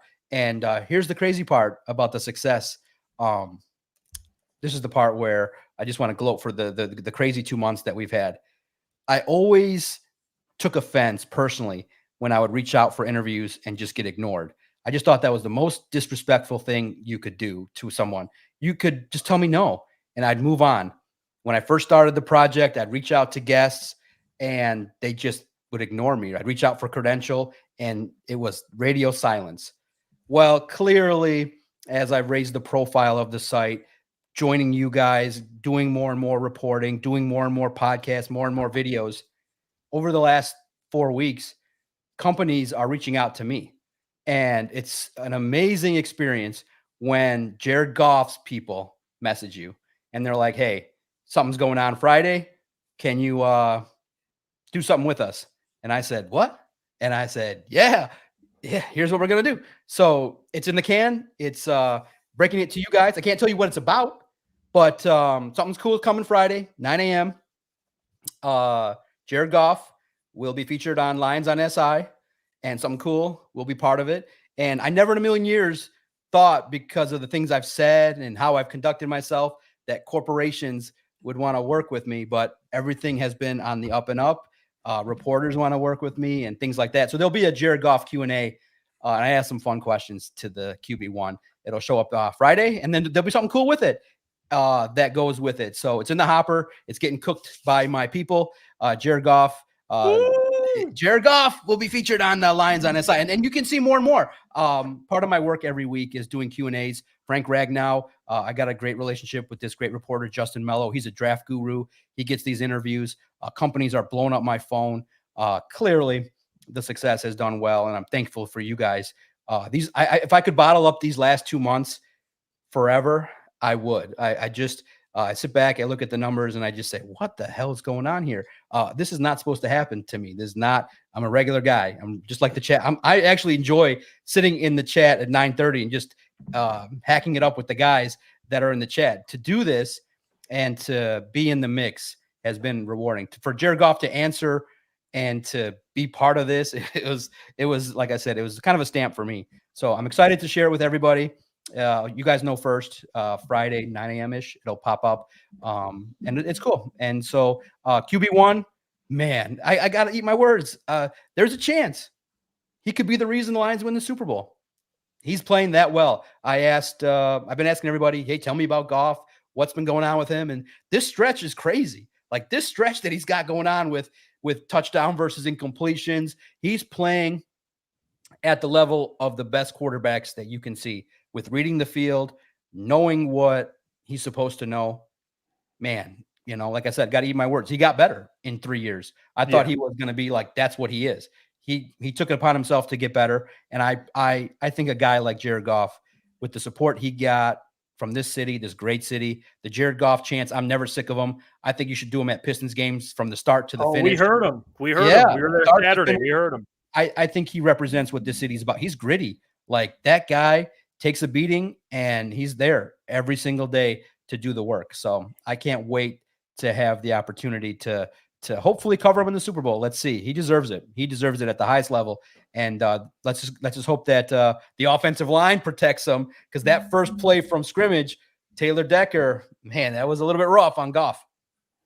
Jared Goff, he does deserve to win a Super Bowl. The Lions deserve to win a Super Bowl, but you, John Maakaron, you deserve to cover the Lions in the Super Bowl. John Maakaron in New Orleans covering the Super Bowl, and we appreciate you and we love you. So you know what? SI, big supporters of SI. And this is what I want to ask you, because your guy, Albert Breer, very good at his job. Very good at his job. Tremendous. I saw Albert Breer go on a Chicago radio station and utter certain words. And we've had this conversation before with Ben Johnson. He's going to leave. We understand that. He's a hot commodity. What did you make of Albert Breer saying that Ben Johnson, there was some interest in potentially going to Chicago if they were to fire Matt Eberflus last offseason? What do you make of the report and the legitimacy? Not that Albert Breer isn't legitimate, but your thoughts on that whole report and everything. Because Lions fans, I think that's worst case scenario. He goes and stays in the NFC North. Yeah, look, Ben Johnson is picky. He wants the right scenario. So if you just look at it on the surface, Albert Breer, one of the best, very connected. If he texts Dan Campbell will reply. If I text Dan Campbell, I think the message is going to be, you have been blocked for the 99th time. So Albert Breer is the best at what he does. And to be able to be part of that engine is unbelievable, to have some information that he can collect and gather, and to partner with a great iconic entity in SI has just been also rewarding for me, that they would even consider listening to my words and allowing me to stay there for 6 years is unbelievable. If you just look at it on the surface, the Bears at that time could look appealing with the number 1 overall pick, a defense that's growing, assets that you say, okay, that could be a scenario in which he may like. I just think that now, if you're Ben Johnson, you had the opportunity to get additional funds. You got a raise. You're clearly comfortable. You're learning from Dan Campbell. I think you're extra picky. I think that, there's only 32 jobs. I think the Bears job would be appealing for anybody at that time, especially when you possess the number 1 pick and you could have the opportunity to shape the team the way you want. With what Ben Johnson's doing, I think you go bigger now. Now you look for the 49ers, you look for the Cowboys, you Chiefs, look for post Andy Reid. Maybe the Chiefs. I've said that before as well. I think you get your pick of the litter and you wait. I think that you saw how unfortunate it was for Robert Saleh. If you're in a situation where it's chaos and the general manager is giving you the option of, hey, we're going to bring in a 40-year-old quarterback and bring all his friends in, and you're Robert Saleh and your defense is top 10, and you just could never figure out the offense, Ben Johnson does not want to be in a position where he goes to like a Carolina. Doesn't want to rebuild. I think he's ready to go to a team that's, has a little bit more talent, a little bit more prestige, and a little bit more stability at the general manager spot. So I do think it would have intrigued him, but it never came open. So it was one of those deals where he looked at it and said, you know what? Getting a raise, 1 more year with this offense, working with Jared Goff, knowing that this offense was going to light it up. Amon-Ra St. Brown, Jameson Williams entering the next phase of his career. Those 2 running backs, you'd almost be crazy to leave it, because look what's happened. He's now become clearly the number 1 candidate out there, and he's the best. He's the best play caller. Him and Andy Reid, 1A, the best play callers in the NFL. He's going to have his pick of the litter, and he could probably take, he could do one of those things where, he could take a Ray Agnew and a Tanner Engstrand. He could take people from here and just start something there. That's how good the situation is going to be for Ben Johnson. That's how much respected he is across the league. Hey, Doc, I know we were talking about Jared Goff and you have the thing with him this week. I just want to get your thoughts on the MVP conversation. I've been asking everyone about this just because this was, obviously something that we've talked about all offseason long. What do you think, kind of in that sense of that? Obviously, right now it's like Lamar, Josh Allen, and then Jared Goff's that third guy there. What are the chances, do you think, of him at the end of the season actually winning the award? What does he have to do? And what does he have to do? Obviously, he's part of probably the best offense in the NFL and one of the best offenses we've seen in years in the NFL. Do you think he can get the job done and go win MVP? And if so, what does he have to do to do that? Let's go. I think the hype machine's starting to roll. There's nothing better than seeing Bill Belichick in the media. I'm praying that Bill Belichick doesn't return. If you don't take time, guys, watch his podcast, watch his media interviews. The football knowledge spitting out of his mouth is just amazing, talking about schemes and where he sees players. He said he puts Jared Goff on his podcast, Let's Go with Jim Gray, and is like, you guys are unstoppable. Like, I don't see teams being able to manage all of your weapons. I think it's starting. The hype train starting with that podcast, everything that he's been doing. Jared Goff is winning the MVP. I think that he's going to keep it rolling. Wow. When J-Mo returns, it's going to be a new man, because I don't know. I'm not reporting it or anything, but a little bit odd. He only got targeted once that game prior to the suspension. I think he got punished. I think that was his wake-up call on the field. Like, hey, you're going to be doing these kind of things? All right, you're not part of the game plan. So I do think Jameson Williams is going to come back and just light up the NFL. And I think that Goff, St. Brown, Laporta, the running backs, I just see points galore. I think Goff is on the path to really gaining momentum. The numbers are crazy. Christian did a crazy numbers article, just looking at historical perspective of how these last 5 games have been with his passing percentage, and just starting at the very base level. He's an accurate passer. The man knows where to put the football. And one thing that has been highlighted, I'm not sure where I heard it. I forget, and I hate to do that, but somebody said one of his strengths is his accuracy, but when he throws the football, he doesn't lead his receivers to get crunched.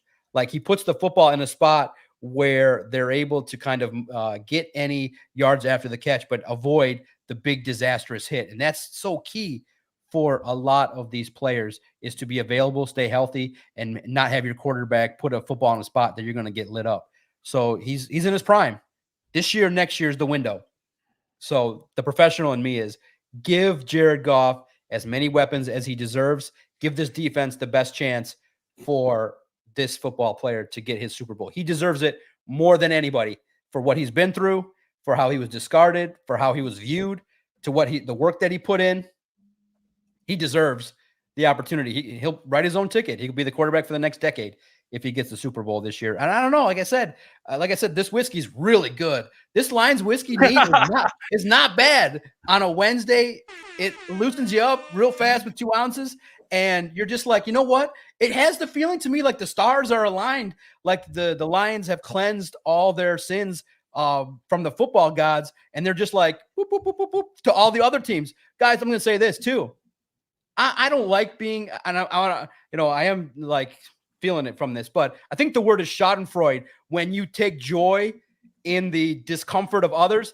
That fucking Bears Hail Mary was so fucking awesome. I keep rewatching it. I keep rewatching that in the end zone, like just dancing, doing his thing. And then he's the one that tips the football. What a clown show. That shit used to happen to the Lions. That shit was amazing. Like, I kept watching that going, first of all, the play before was ridiculous, letting them get into that position. Then you don't pressure Daniels. Jaden Daniels just can just do his thing, dance, and then just to keep watching it, the picture of the 2 guys sitting in the middle of the field, the Bears players, I can't stop laughing at how fucking dumb the Bears are. And it was so fucking awesome to see it. I keep rewatching it. It was so amazing to see. And I don't care about the gamblers. I don't care. I cared about when I saw that, I just laughed my ass off. And to see the reaction videos live or staged or whatever they were, it was fucking great. F the Bears and F the Packers. Yeah, John, it's just a very Bears-esque way to lose. And Caleb Williams, didn't have a great performance. Last 2 drives played better, but to lose like that, absolutely ugly. We appreciate you, John. I went in the chat there. I think we're pretty much good for today. You crushed as always, Mr. Maakaron. Good luck. Can we ask the doc his score prediction for this week? Oh, you know what? Yeah. Go ahead. And, real fast, Brad Holmes-Ora. I said I'm eating my words. I'm humble. Like, guys, first and foremost, too, with Goff. When he came here, I asked him directly, do you have a chip on your shoulder based on this situation? And SportsCenter picked up my question and said, oh, that guy's trying to be slick and diss the Lions. And his answer at that point was very telling. He's like, you know what? I'm going to be honest with you. Yes, it gives me a chip on my shoulder. This situation provides me an opportunity to write some things that have been difficult. And from then on, just go look back at Jared Goff's first presser with the media. Again, I told you, his play last month has started to change my mind. I'd have to eat my words. I have said out loud, I don't think that he can carry a team to a Super Bowl. Hey, nothing wrong with an opinion. And if he's got a team around him to do it, that's the best way to do it, is to have a great team around him and to be able to navigate that. I would happily eat my words. It's not that big a deal, guys. I'm just a Detroit fan. I'll cheer just as loud as everybody. My cheers will be just as loud as anybody in the chat. I will be on Bourbon Street, making sure, all the professional work will be done, and I will take it all in because I suffered just like you did. My money went into the Lions. I was going through pictures of old tailgates behind LCA with my friends. I'm just as invested as everybody else. Just because I have a wrong opinion doesn't make me my smile will be just as big as everybody, and the content that will be created will be enjoyed by many. The Lions are going to win 30-27. They'll handle their business. Lions are the better coach team. They're better playing at this point in time. I do think they'll give up some chunk plays. I think it'll be toe-to-toe in the fourth quarter. But based on the way the Lions play, I do think that they will not blink before the Packers do. I think Love or Willis will make the critical mistake, and I think the Lions end up winning 7-1. And I can't wait for the matchup against the Texans, because that's, in my mind, could be a Super Bowl preview. But without Diggs, again, that's just crazy that one of their top free agent additions is gone.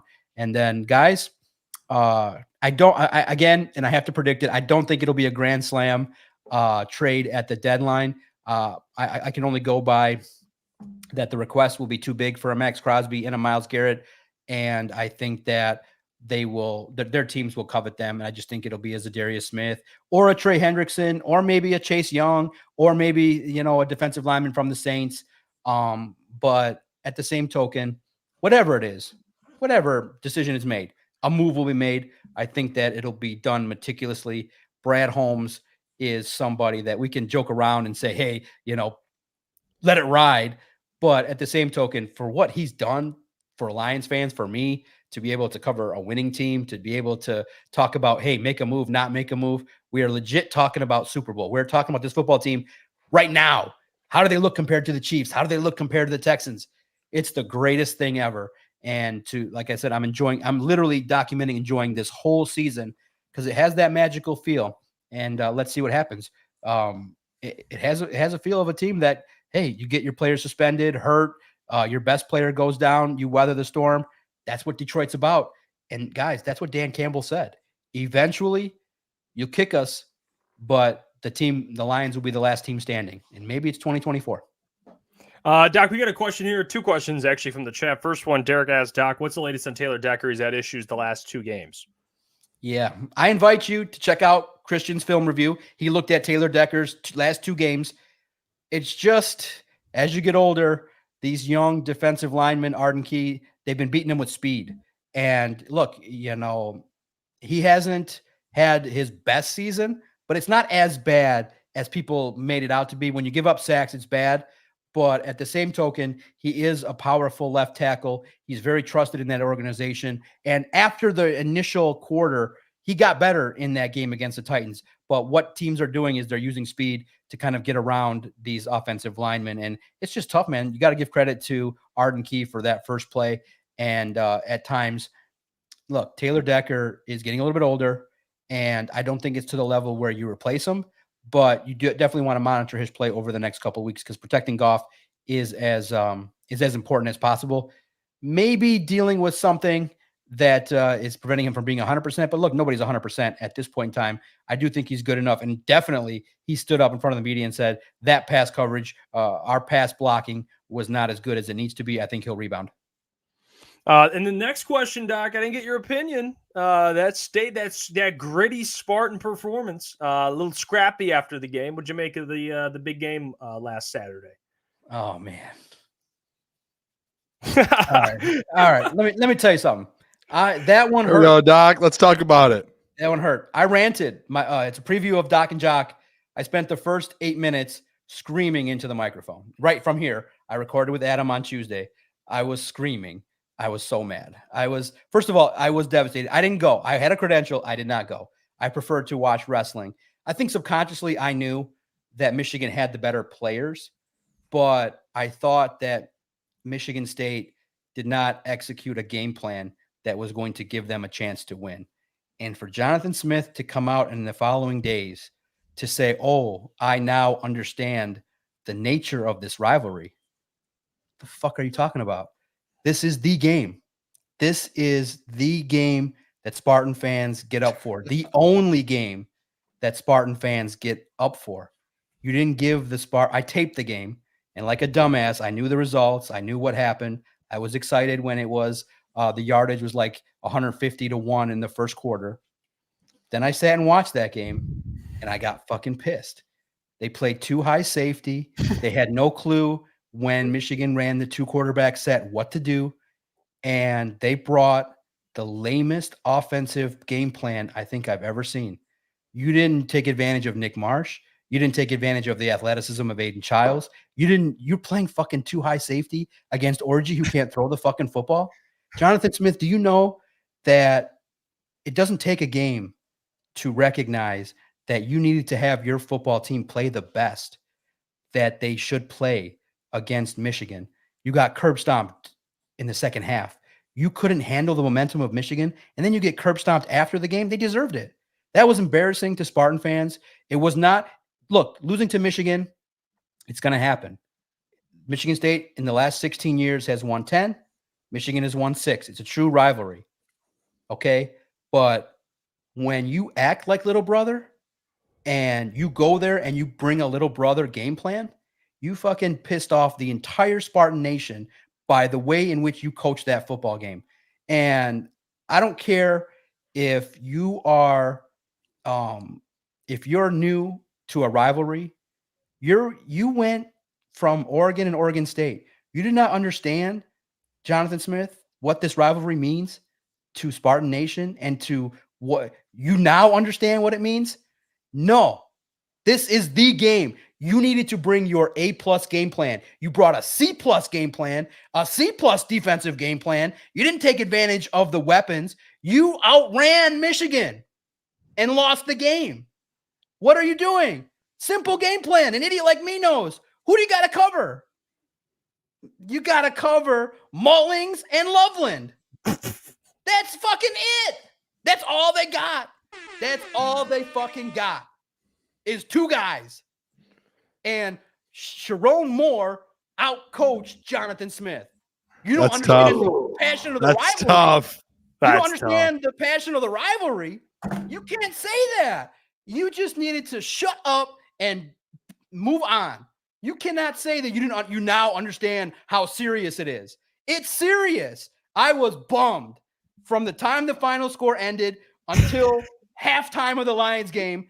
I was fucking bummed. And I was like, John, you knew they were going to lose. I knew they were going to lose, but not like that. Not like that. Play your best. Punch back. Stop acting like little brother when you go to Ann Arbor. Stop it. Act like you belong. You had the team to compete. I think once they took the first punch from Michigan in the second quarter, that was a wrap. But to me, understand this. That's the only fucking game Spartan fans care about. It's it. That is the only fucking game we care about. So it needs to be A+ performance, best game plan you can bring to the table. Try to throw the football more than 15 yards. Try to use the talent that you have. Why are you scared? Your season's over. You had nothing. You have to win this game. That's all you had to do. It's perform. Oh, great. In the fourth quarter, you get the unnecessary touchdown to make it feel like that. And then after the game, if you're going to fight, then fucking fight. Get up and start fighting. You know what I mean? If you're going to headbutt the guy and he headbutts back, I need some swinging. Like, Mullings curb stomp someone. Hey, go out. If you're going to go out with the blaze of glory, I don't need it to be after the whistle. This is the best rant of all time. So man. That's the level of passion I have for Michigan State, the love I have and the joy. You cheated me, joy. This was a chance you could have won the game. Michigan's going to get better. God, This is what you guys fucking piss me off now. Barstool is going to bring $5 million. You see $5 million for this one guy? $5 million. Oh, yeah. Hey, we're getting the quarterback, Doc. We are going to get outspent. We are going to get cursed up. You had a free win in Ann Arbor. Michigan's horrible. Horrible. And this is what you brought us? The fuck out of here. Fuck, that was so embarrassing to watch. And I knew I shouldn't have watched it. I knew I shouldn't have started talking. I knew whoever asked that question, fuck you. Oh, there you go. We love you, Doc. Unbelievable rant, Doc. Wow. That's why we love you, Doc. You crush as always, my friend. We appreciate your time as always. Please check out the Doc and all. I mean, the rants are one thing, but the man he's cooking in a lot of different ways. All right, he did a great job today. We'll catch you next Wednesday, Doc. Good luck this weekend, my friend, and appreciate you as always. Appreciate you, Doc. Peace, brothers. Go Lions. Yes, I read all the books. Love Detroit sports. Thanks, everybody. Check out Friday, Jared Goff Q&A. There you go. Can't wait. Look at the Doc.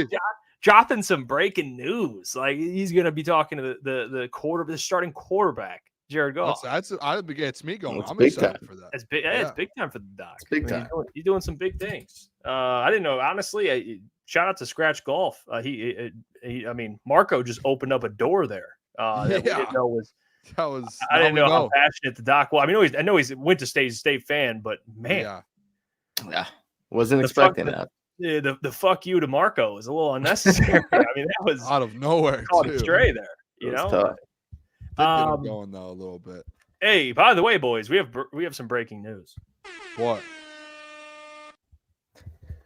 Two sorts of breaking news. Did I miss Pistons something? Gotta win. Oh, you can't do that.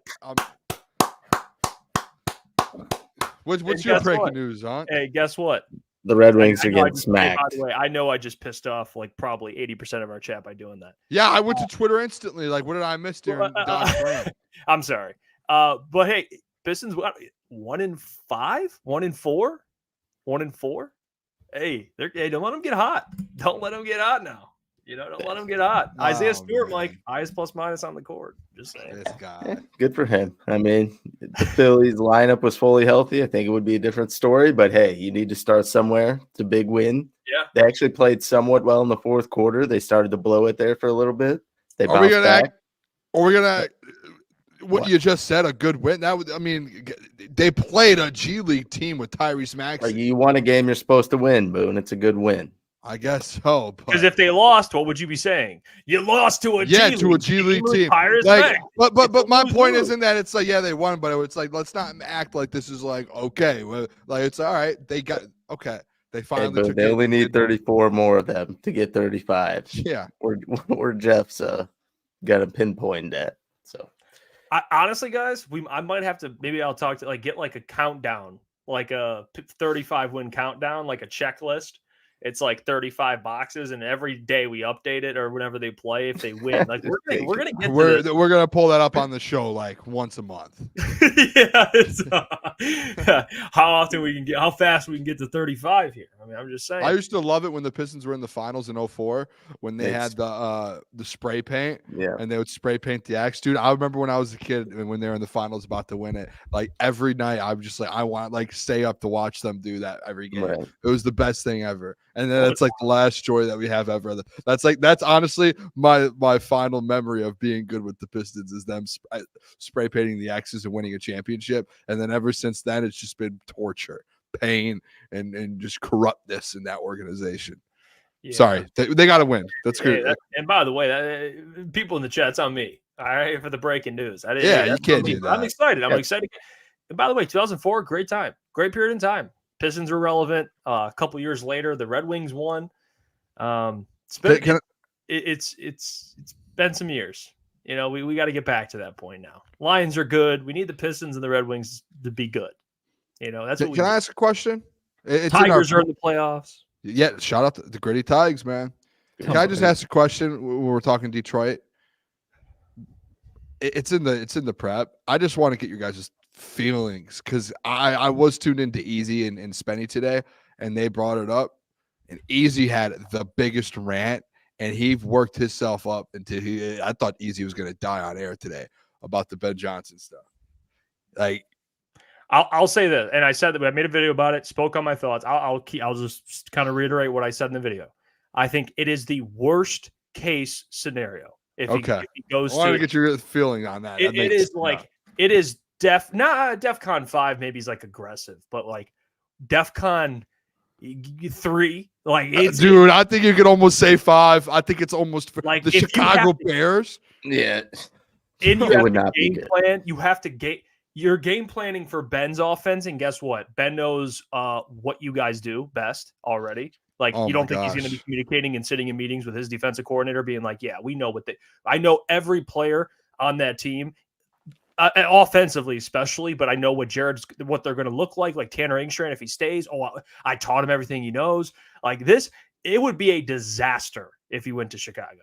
I mean, it would be a disaster. I would not want to face that man twice a year.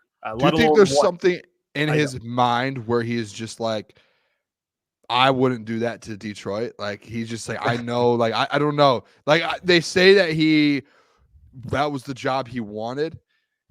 Is there a sense of Ben just being like, I can't do that to the people in Detroit. Is there like a source behind that saying that he wanted Albert Breer? He brought it up. Yeah, he is like the senior NFL insider of Sports Illustrated. Like he is well respected. I don't think he would say it unless he was confident. Now I don't know. People's minds change all the time. Like maybe Ben was like, "I'll take an interview," and Albert was like, "There was some interest." Like I don't know but the thing I'll say is this, and I really do believe this is going to happen. It makes too much fucking sense.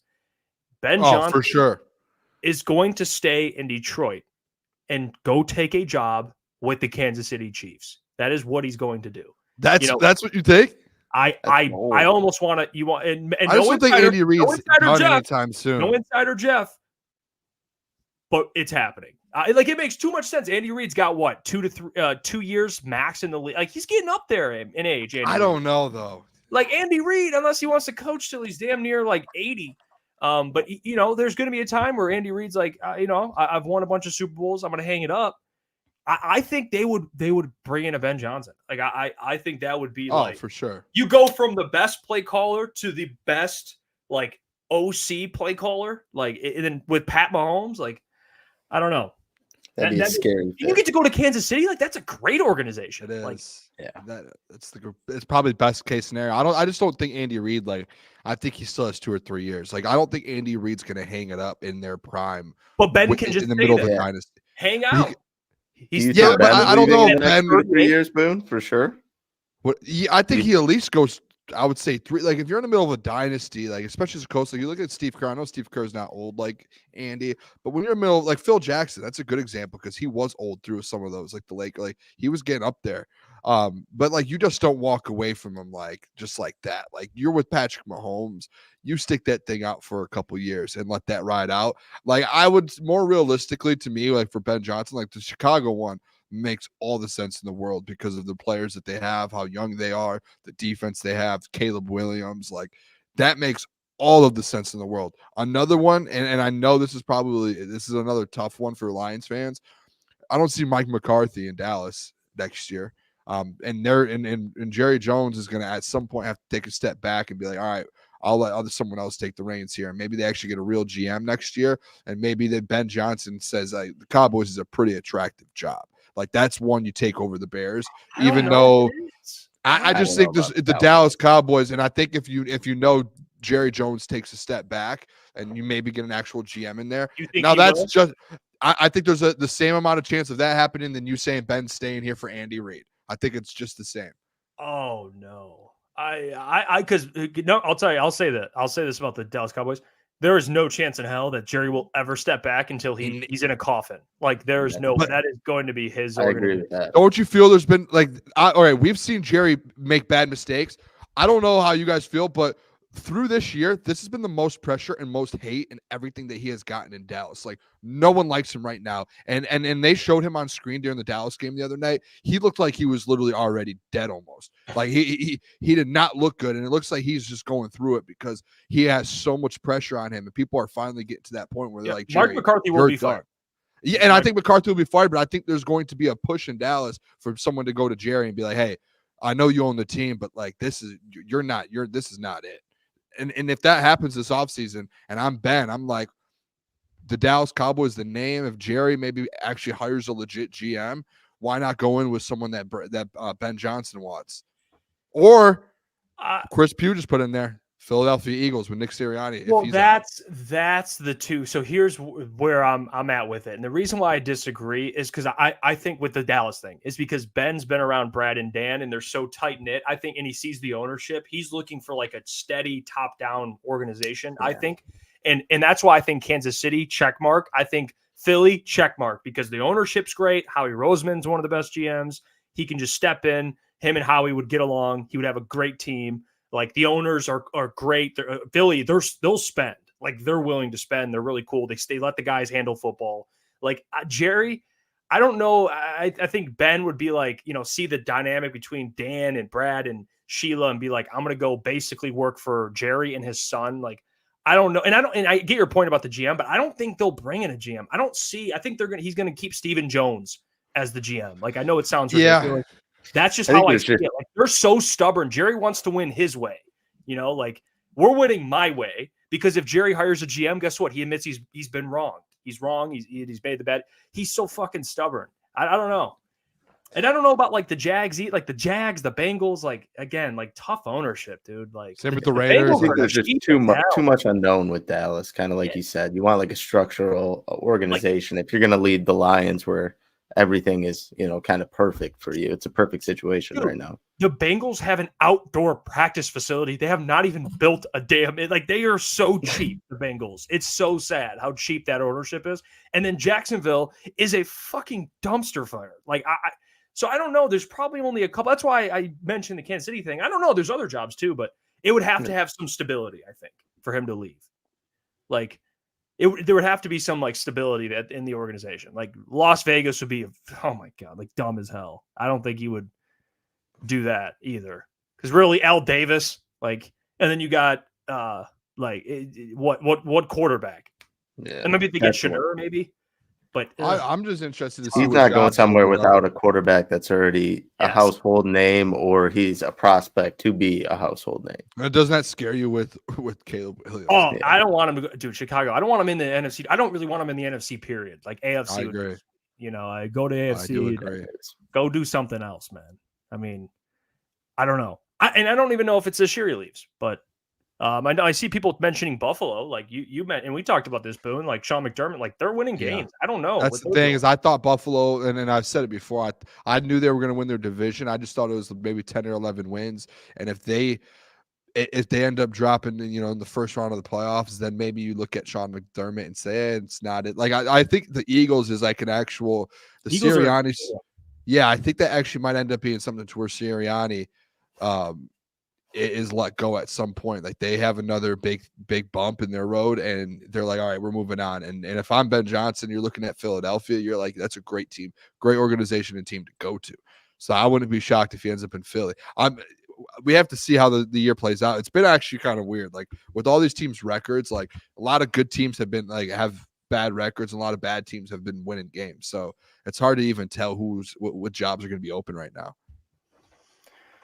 Yeah, and by the way, Ben, like as an OC, he's kind of like, I don't want to say hidden because it's known how he's a popular like name in the head coaching market. But when you become a head coach, like if he goes to Philly, that city like lives, breathes football. Like the minute he steps in there, it's like, yeah, that dude, there's you talk about pressure as a head coach, that is like times 10. Like I am excited to see what Ben is in that type of situation. Like win now. Like I mentioned Kansas City, but like all jokes aside, like that's a situation like you step in there, it's like we expect Super Bowls like now.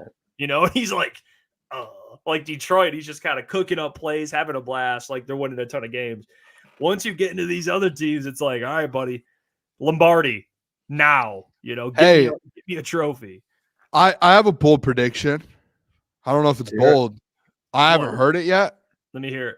About Aaron Glenn to the Saints. Dennis Allen gets fired at the end of the year. It opens up. AG was in New Orleans for that whole period of time. And I don't hate that. They're like, hey, we just want our culture. We want to establish what we had before with Sean Payton. And AG was a part of all of that. And AG can come in and do that. I don't hate that at all, Boone. I love that. I'm curious because they would have they went Sean Payton to Dennis Allen. And then and then it'd be another defensive head coach. But it makes perfect sense to your point. Like, yeah, I know someone said Steve Emmons said AG's already been linked to the Jets. I don't think anyone should be linked to the Jets right now. If I'm a up and coming, if you want to be linked to the Jets, the only people I'd say would end up getting the Jets job. Like, I don't think a new head coach wants that Jets job. I would think a head coach that's already had experience as a head coach ends up getting that job. Like, you know what I mean? Like, and like Mike Vrabel or something. I don't know who would want to take that job and be like, yeah, this is a great first job opportunity for my career. I don't know who would look at it like that. Weezy D, he says, you would hate that, Jeff. Stop the cap. You hate all defensive coaches. I'm speaking for AG, like to be with the Saints again. I love that. Now, Weezy D, if you're asking me if I was the Saints GM or the Saints ownership, I would not hire AG. No, I would try and get the best. I would get Bobby Slowick if I can't get Ben. That's just my thought process, guys. I think that's what Ben is where the league's heading. Like Ben, Bobby Slowick, like these guys. Do you think like AG would even want to go back to New Orleans? For sure. I think AG would take any head coach I job. don't think Boone got that takes. offered. I don't think that takes crazy. And like, all right, like the D'Amico no, Ryans they're defensive thing, though. terrible, Like, man. D'Amico Ryans just built the culture, has a great defense. Like, AG would go in and build the culture, great defense. Like, you see what the culture is in Detroit right now. He would do the same thing in wherever he goes. Like, that's why I think he ends up getting the job, is because of that. And if AG can nail his OC, things could You're work out. You're great. You're in a great spot then. Yeah, like D'Amico nailed his, got Bobby Slowick. Like, Yeah. you know, that's why defensive coaches can work, but they need to be like elite at hiring offensive coaches. Robert Saleh, defensive guy, just could not get an offense. They couldn't figure it out his whole time there. He could not get an offense. Defense was great. What happened? He was still fired. You know what I mean? Like, it doesn't matter. You have to figure out the offense. That's the perfect example. Yeah, I mean, it's just how it works. So, all right. Hey, and even like, look, I'm just saying, and I'm just bringing this up just for context. Like, this is why the league is where it's heading. Dan Campbell, the defense, it's been all right in Detroit. Everyone looks at AG. Like, no one looks at, like, if the offense was trash, everyone would be like, okay, what the hell is going on? Like, it's been trash with Dan and Ben. People would be like, all right, fire this guy. Can't figure it out. But it's not the case. It's just how the offense is. Offense. The referees, that's how the rulings are. It's just, it's the future of the league. Ben Johnson, he's going to be a hell of a coach. Hell of a head coach. All right. Good job, guys. We crushed today. I thought a great show. I mean, fun show. And by the way, I want to give a shout out, Paul, for becoming a Crunch member. So appreciate you, Paul. And appreciate you all in the chat, man. We just hit 10.4K, boys. 10.4 Let's go. thousand people watch us. You know, it's at some capacity, and I don't know, it doesn't make sense, but I am very blessed for it. You know, it's awesome. So we appreciate you guys so much. We'll catch you tomorrow, Thursday. A lot of preview in this game. A lot of in-depth preview of this Packers game. Klotz will be back. But until then, you guys get your merchandise. Continue to show support by what you guys are doing, which is joining the show and hanging out with us. But until tomorrow, we'll catch you. See you. Love you guys.